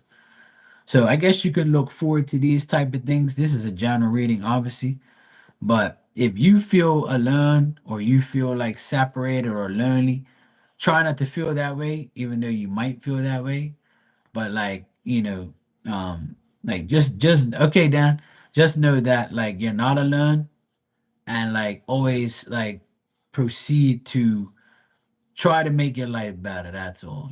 I know sometimes it's difficult, but I got you here as the Queen of Swords. And the Queen of Swords is a woman that likes to be alone or is alone and like is kind of sad sometimes because they want something or they want someone. And then they're like, you know what? Fuck that. I'd rather be on my own, you know? So, like, like you might be very perceptive in thinking about these things.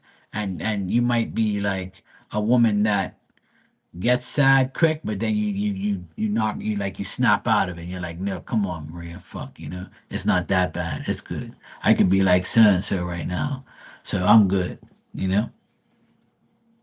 But you might like be very intense sometimes, or you might just be like, smart enough to like understand that life ain't gonna be the best, you know. Yeah. So, boy, and it's fine with me. I'm good. Yeah, me too. That's who I am. I don't. I've been single for 6 years now, probably more than that. I didn't even. Yeah, I say yeah. 6 years I've been single, and I don't even care. Like I love it. The last 6 years have been the best years of my life. I ain't got no damn woman aggravating the fuck out of me, and I don't have to play boyfriend and private eye and policeman and fucking you know. And I'm the type of person like I'm not gonna sit there and be like, oh, I'm gonna check her location every day, see where she is. Like that shit's just fucking dumb. I'd rather be single and be happy, and avoid the hurt, like you said. I can't deal with that. As soon as I meet somebody and I start to get close, the first dumb thing that happens or the first red flag I get, I let go of the person. I can't do it. I'll pull away from, because if you're giving me the signal now, that's telling me don't do it. Maria says, I'm gonna donate for another question. This one is stupid. Give me a sec. Maria's admitting, like, yeah, look, this is a stupid question, but just answer it, please. Oh man. It's not easy, but I know we all want somebody in our lives, and I'm sure it'd be nice to have somebody and have a partner. But like sometimes, like I don't really care. Like I don't even miss it to be. I don't miss being with somebody. I really don't. I love being in my own bed and like and like getting up and I can stretch and I don't have to hear somebody snoring or hear or smell somebody's ass. You know, it's bad enough I have to do that myself. I'd rather have my dog right here than have actual woman to aggravate me. See my doggy? What's up? You okay, baby? You're very quiet over there in your nice and clean bed. The bed's so fucking clean. It's a miracle. Once a month, I wash our bed.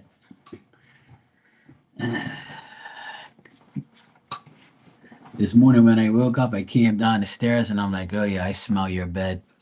It's starting to stink. Let me wash your damn bed. As soon as I wash it, she'll smell it. She'll go around and around and she'll be like, nothing like a clean bed.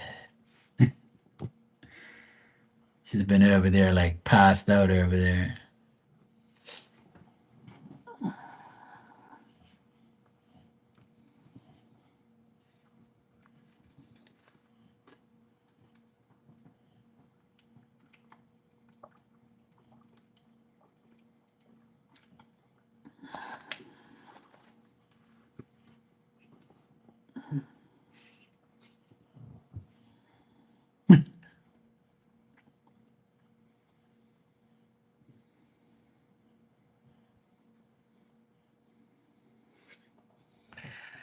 Oh, there you go. See.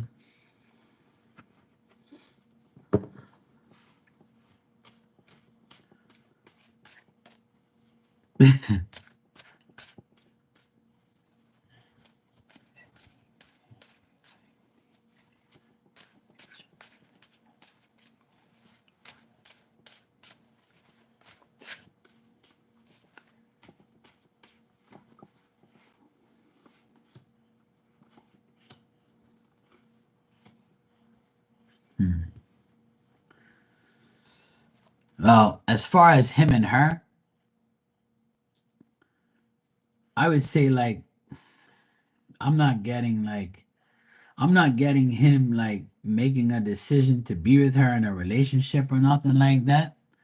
No, like I asked if him and her are going to be in a relationship in the next like couple months. Like are they gonna date each other? And I'm getting no.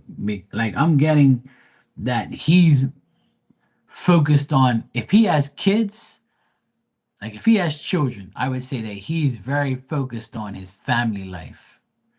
And he has to watch out who he brings into his life.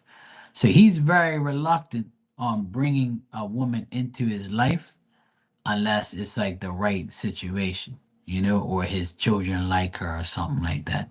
I feel like they're gonna talk and they're gonna like, speak to each other and see, maybe date each other, but I don't know. It doesn't seem like they're gonna have like anything long term or anything that's gonna be stuck, where they're gonna be together or something like that. Because I'm getting that he's very indecisive and reluctant to make a decision to bring somebody into his life, especially if he has a family and he's dealing with the family. So it's like if he has children and a family and stuff like that, then I would say that that comes first and the woman that comes into his life will always come second. So some women don't like that, right? So if this chick, Viviana, she might be like also like to talk to him, but there's nothing there. There's not like a concrete relationship. Like it's just gonna be like, oh hell no, you better give me some time a day. You see what I'm saying? So I don't know if that makes sense.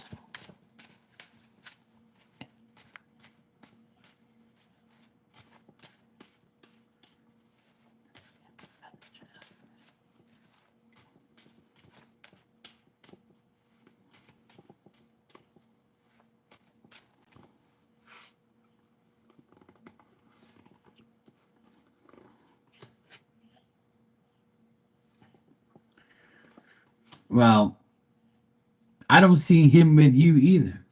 Like I don't see this guy with either of you. But honestly, I think this guy has a lot of choices, but he don't take them.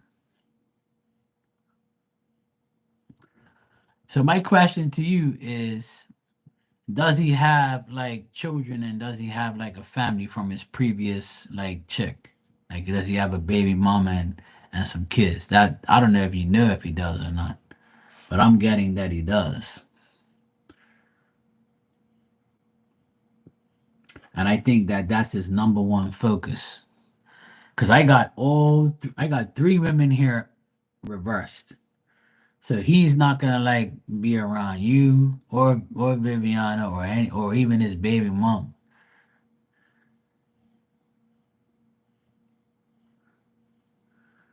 So he has no kids. So maybe because he's young, he probably more focused on like his mom, his dad, his siblings. Like he seems like a family guy. Or maybe he wants a family, but he has to make a very decent choice about who he picks. See what I mean? Like I think he has three women of choice right now.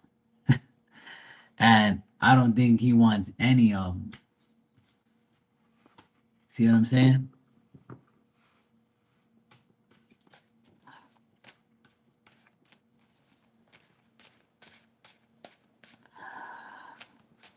So if he doesn't have kids, I would say he's a family guy. He wants to be around. He wants to make sure he presents somebody to his family that their family's gonna accept. And I don't think he's found that person yet. Fuck.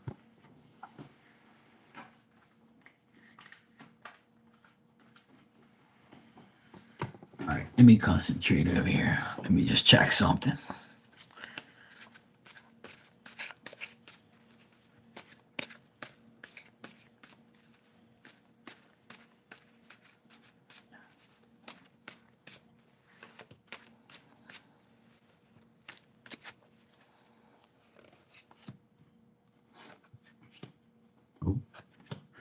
He's not with nobody right now. He ain't dating nobody right now.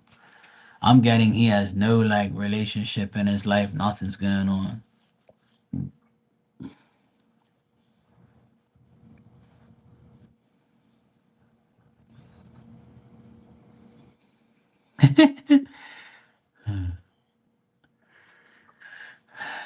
But I'm not. Yeah, I'm getting that. Like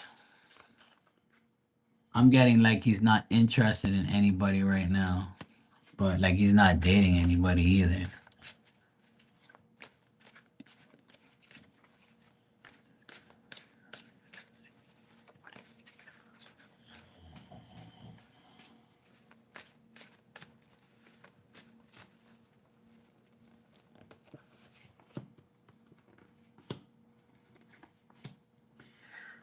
I just keep getting that he don't. He like he doesn't want not. He doesn't really. He's not interested in you. Right. That's what I get. He's not really interested in you.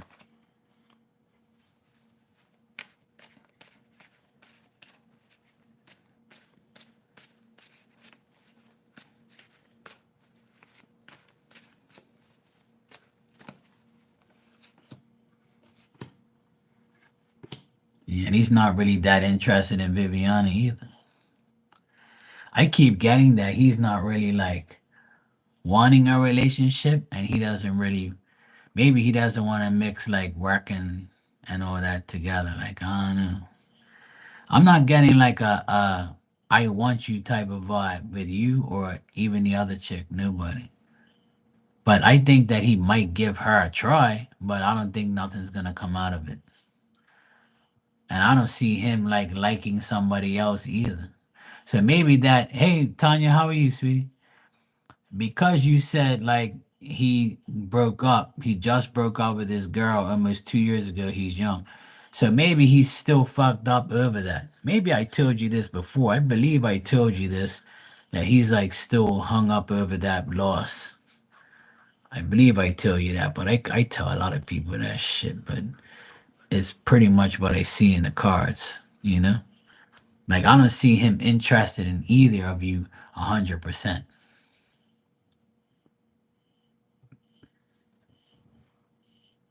Yeah, see, that's why I'm not getting nothing. That's why I'm not getting him being totally interested in you or the other chick or Vivian. And he's not interested in anybody. But when I ask what his current status is, it's him being brokenhearted over a woman. I got a woman that did some nasty shit to him and he's like pissed. And she could have even like fucked up his finances as well. So I don't think he's gonna bite. I don't think he's gonna like be interested in going out with you or Viviana or anybody at that matter, to be honest.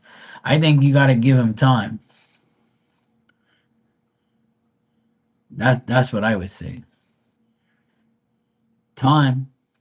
In time maybe he'll give in if he feels like dating again.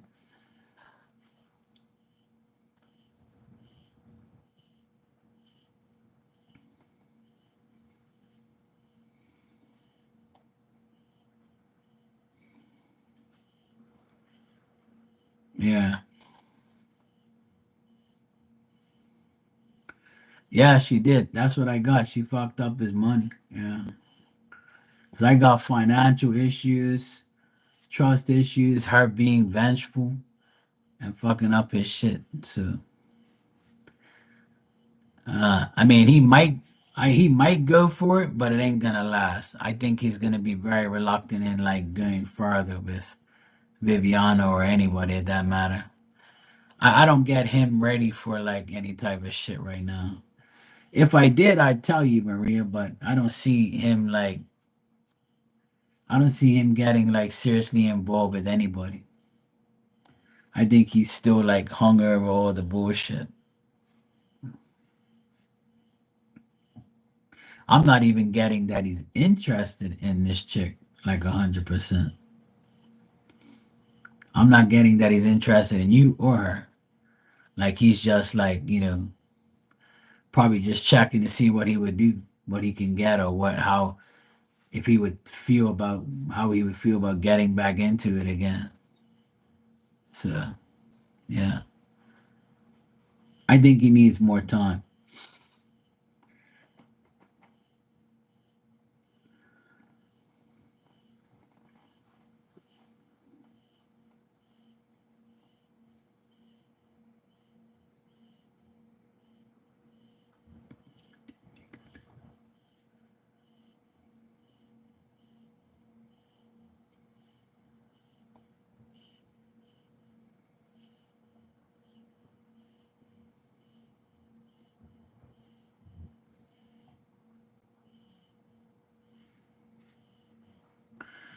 Yeah, I think so too, Maria.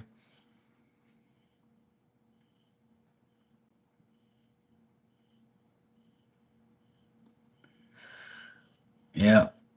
I would say like, just leave it alone and see what happens and see what he does.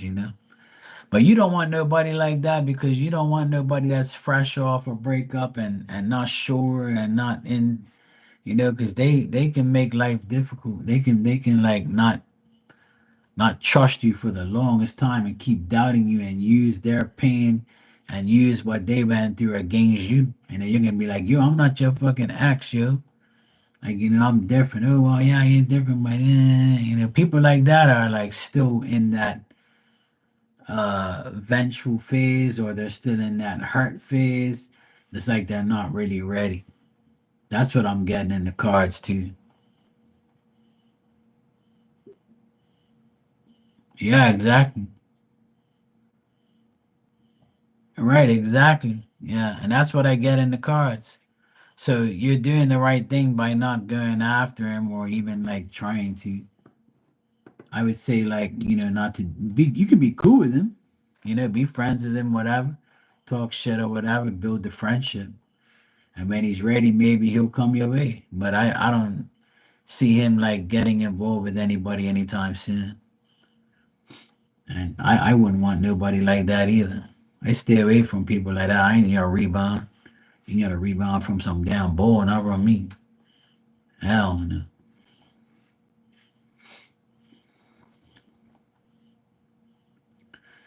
Hell no. Tanya, you said I can't believe what people think to do to music. Okay. You want me to slap somebody, Tanya? No, I'm not gonna be violent.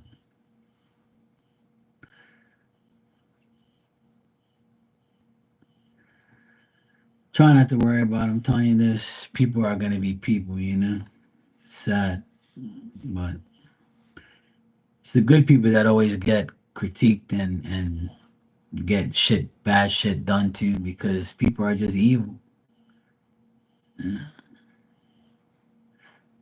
Yeah, really hard. That's what she said.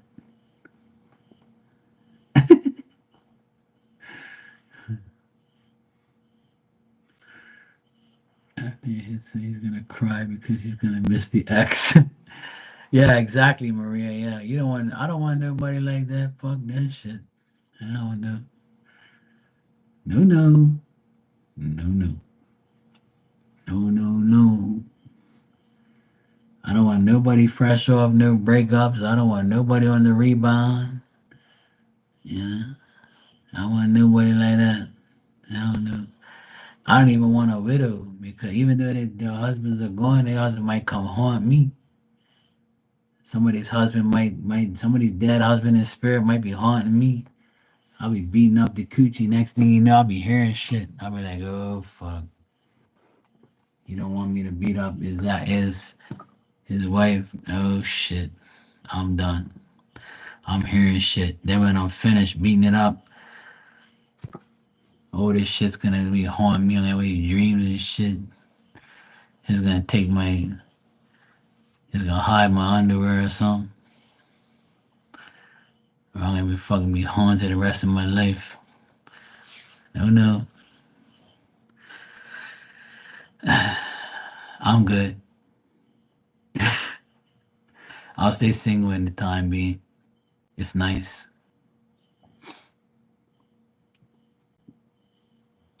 The pussy hunter. No problem, Maria. All good. It was a pleasure. You know, looking into things. You gotta be sure, you gotta check. Never know. But I believe you're doing the right thing by not pursuing that, because you gotta wait till that person's ready if you want to. But if not, hey, just keep moving along.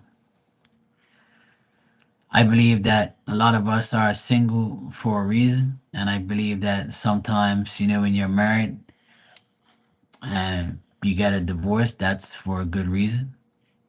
And if you're still with the person you're with, then that's who you're meant to be with for the rest of your life. That's all. It's simple.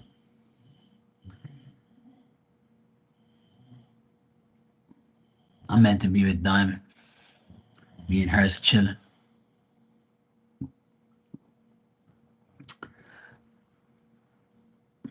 I'm good. I'll be very honest. I started dating at a very young age. When I was young, I always had a girlfriend. I always was like together with somebody when I was very young. When I even before I was a teenager, like I had like a girlfriend in school, like that puppy love bullshit, holding hands and all that. Little kiss here and there, a little bullshit. Be my Valentine's shit with a fucking teddy bear and a balloon or some trash. No sex, obviously, but I was too young for that. But then when I reached like my 13, 14, I still had, I always had a girlfriend in school. School, I always had a girlfriend. No problem. Went to the prom with the love of my life at the time. And then as I got into my 20s, I still kind of, was dating and doing things. And then once I reached 30, I was like, what the fuck am I doing? Like, there ain't no decent fucking women left. Started to like fade out. And then after that, I had a little relationship here and there, nothing serious. Then once I reached 40, I was like, I'm retiring. Fuck this shit. I ain't getting hurt no more. Hell no. I was like, that's it. I'm done. I'm gonna chill out now. I've been single for about like 6, 7 years now, I think. And it's been beautiful. No stress, no fighting, no bullshit, no arguing, no, I don't know where she is, or I don't know if she's cheating on me, all that bullshit. No spending extra money on bullshit, nothing. It's been beautiful.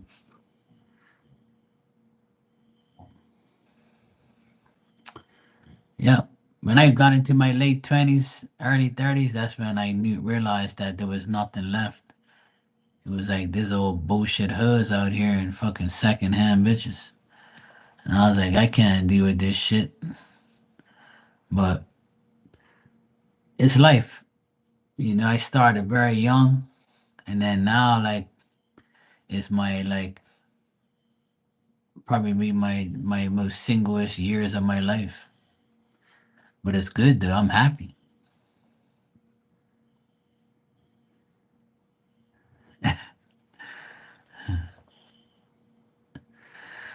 Well, you know, uh, my oldest nephew, he was dating this chick, and then the chick left him for his best friend, and now he lost his girlfriend, his ex, and his best friend. So he's like changed his life. He's going back into sports. He's got a great job. He don't even want no woman. He's like, fuck this. Now I know why Uncle Mark ain't got no damn woman. I hear about a divorce every day. I actually heard about a guy getting into this guy that I know. He has his own business, and I never really liked him. And but his wife is like model material. She is super fine. She was super fine. And I thought she was one of the most beautiful Portuguese women in Bermuda. And I was like, whose fucking girl is this? God damn, she had a big rock on her finger. Every time I saw her, I was like, damn, she's taken. Then one day I found out like who her husband was, and I was like, look at this fucking Benford. I was like, this girl's for this guy? I was like, yeah, she's probably with him for his money because he's got his own business and shit. Then I found out that well, her son is in my nephew's class. And then my nephew told me that they're getting a divorce. And I'm like, what? I was like, see, when you found her, she was beautiful, gorgeous. And then after 20 fucking years, you're getting a divorce. And apparently she like drinks and shit. And she's like an alcoholic now. And that's why he's leaving her because she doesn't want to help herself. And they try getting help for her, but that ain't working. So he thinks the only thing that he can do is just get rid of her because she doesn't want to change. And I'm saying to myself, how the fuck can someone that beautiful start drinking alcohol? Then you look at yourself in the mirror and you look like shit now. You went from a supermodel to super hoe. Super looking ass ugly. She's not ugly, but like she's looking nasty. I actually saw her and I had to look at her like 3 times and say, this can't be this girl. No way. How could she like lose her looks just like that? Fucking alcohol, man. Alcohol and stress. And I'm like, why? How the fuck could you do that? How could you look in the mirror every day and see yourself deteriorate from alcohol and not want to get help and not want to like deal with shit? and then see your kids like, be mad at you because you're a pathetic mom now. I don't know how people do it, man. It's just fucking sad. It really is. I hear about more people getting a divorce than getting married.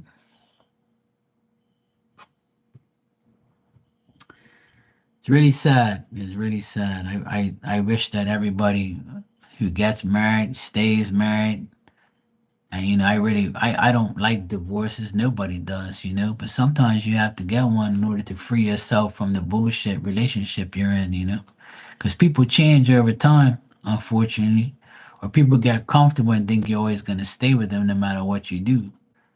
Or people go through like midlife crises and shit, and they just don't want to be with that person anymore. It's very difficult to be in a long term relationship. It's very difficult.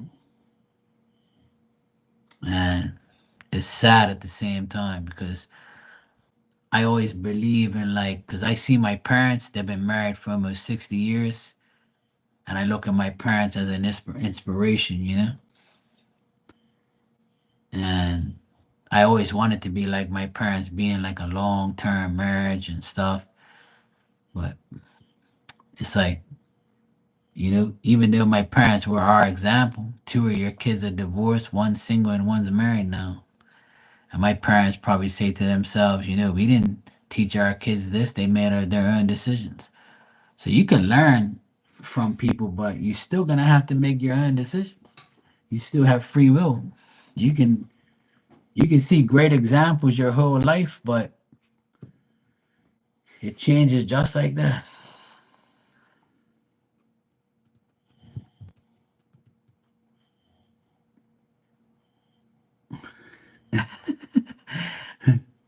Dan says my old lady said she'll torture my ass. You ain't gonna. No, no. Yeah, honestly, I would have never thought in a million years that my brother and my sister were gonna get a divorce. Like, 'cause that's like prohibited in my family. My mom and dad never condone that shit. And the Catholic religion doesn't like that. And neither does God. You make a s- you know you make a pledge to somebody and you try and work it out, then it don't work, then you're fucked. And then you gotta start all over again, or you just don't start, you don't do nothing at all. You just say fuck it. And then you find sometimes you get remarried, and sometimes you make another mistake and you get remarried again, and then you make another mistake, or you just say, fuck it, I'm just going to be with somebody and never get married.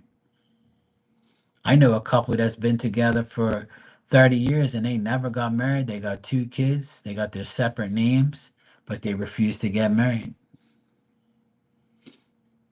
And they're perfectly fine together, they're always together. So if they can do it, a lot of people can do it.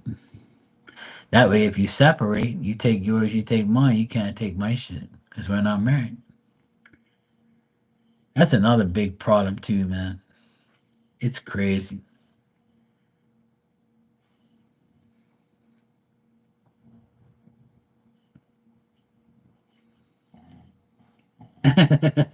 Tanya, telling me to look for sheep that don't exist. But here's Diamond snoring over here. I'd rather be with Diamond every day than be with some nasty hoe. I honestly do. I love my doggy. I'd rather be with her, my mom, my sister, my nephews, and my dad. And I'd rather be with my family, my friends, and I'd rather like have my business and be with some woman that's gonna destroy my life. Fuck that. I love my life now. I don't even want nobody like that. But if I do find somebody, hey, God will bless me. If God wants to bless me with a decent woman, I'll take her. I'll definitely take the risk. But only if it's right. That's why I pray. When I pray, I tell God, look, you want to bring me a woman, you better bring me somebody that I ain't gonna divorce and I ain't gotta worry about. That's why he's like, fuck Mark, you're asking for the biggest prize in the world. I don't know if I can give you that, bro. And I said, if you can't give me that, then just keep me healthy and keep me away from diseases and fucking hospitals. And that's probably why he kept me away from a woman, because she'll end up giving me a fucking disease or making me crazy and go to the damn hospital.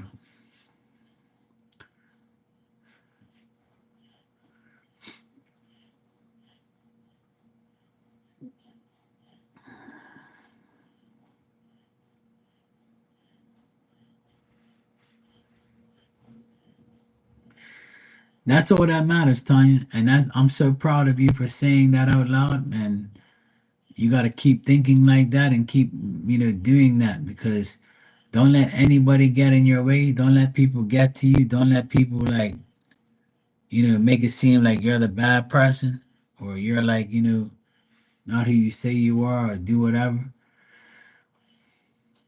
Yeah, it don't make sense. It doesn't make sense lashing up. Sometimes you have to, but sometimes you just gotta say fuck it. I just talk to the wall. Fuck it. That's what you gotta do.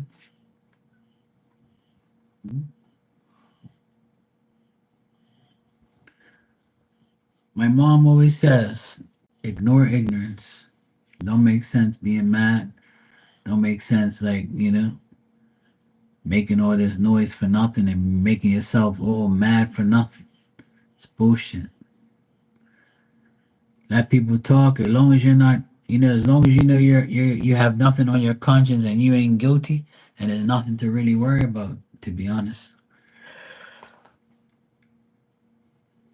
There's nothing to be ashamed about, nothing to be, worried about. If you ain't done nothing wrong, exactly. There you go. See, I chose the truth. And because you said those words, I'm gonna give you a oracle card, because you deserve one today. And I have time. I got 2 more minutes to spare. I'm gonna give you a card.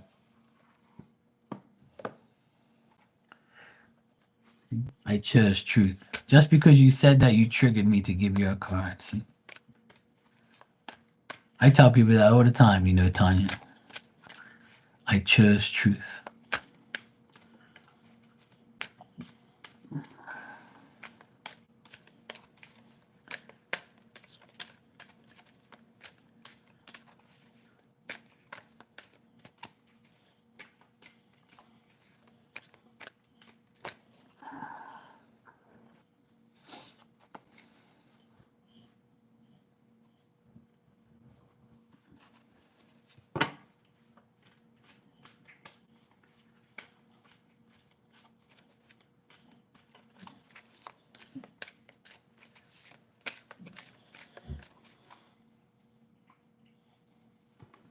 Okay.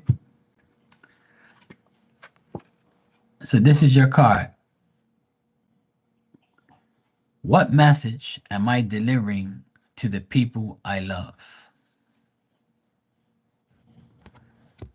And it says, I deliver truth and love to everyone around me.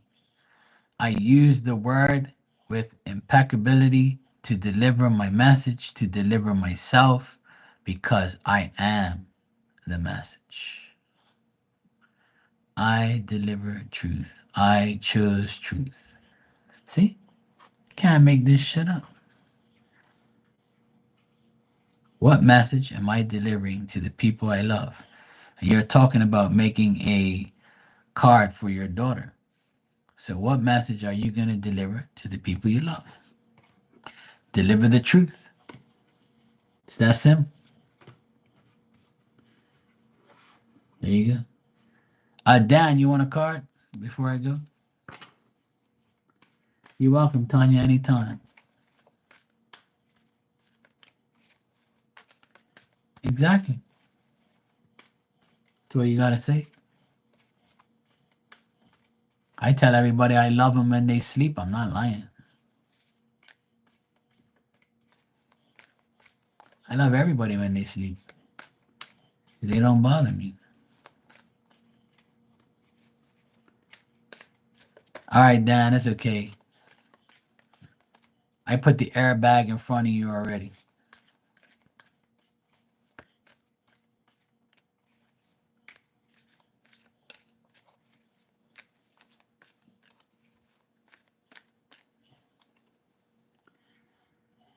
Oh, good Lord. Dan, this was you when you were a little baby. I was born to perceive the truth. I actually got this card the other day. I was born to perceive the truth. Baby Dan. The truth leads me to my authenticity, to happiness, to a life that is very easy. All I gotta do is obey my Aquarius wife. Oh shit, it didn't say that. Never mind.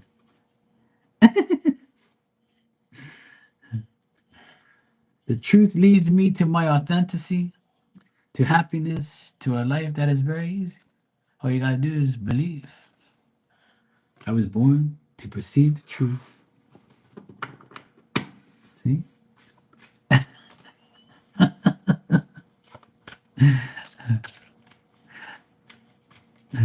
Oh shit.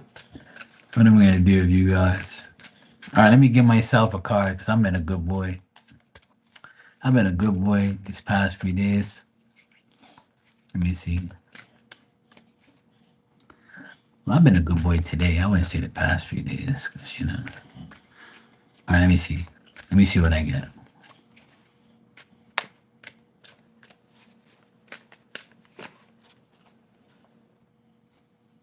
Oh, this is perfect for me. Okay. I refuse to believe in lies. I refuse to believe in lies. Lies lead me to fear and limitations, to conflict, to drama, to a life that is difficult.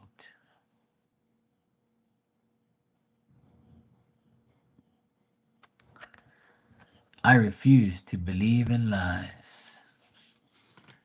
Ain't that true? I ain't believing your lies, bruh, because your lies are going to make me crazy. Keep lying while I go out right lie in my fucking bed right now. That's the only lying I'm doing. I'm lying in my bed. Yep, I refuse to believe people's lies. Keep lying while I keep telling the truth. That's beautiful messages. Now we can all go to sleep in peace and dream of the great life that we have, not dealing with idiots. All right, guys, stay strong. I'll keep you updated on my dad. All is good. Today he got upgraded to the room. He's in bed. He's got TV. He's got shower. He's got bathroom. He's got a better room. He's good to go. He's got hopefully the test results tomorrow allow him to come home. So we'll see. So I'll keep you guys updated. Tomorrow I should be on here at some point in time, as usual. I might be on during the day, in the afternoon maybe. Because in the morning, at 11 o'clock tomorrow morning, I'm going to go visit my dad again. I like to visit him in the morning with my mom, and then I'm going to take my mom do some groceries. And then, yeah, I'll be on here in the afternoon sometime.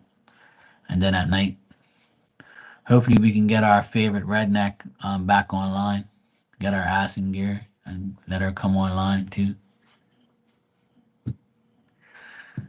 All right. Thanks, Dan. Love you guys. I'll see you tomorrow. Tanya, Dan, you guys enjoy the rest of your night and your day tomorrow. I'll keep you guys posted.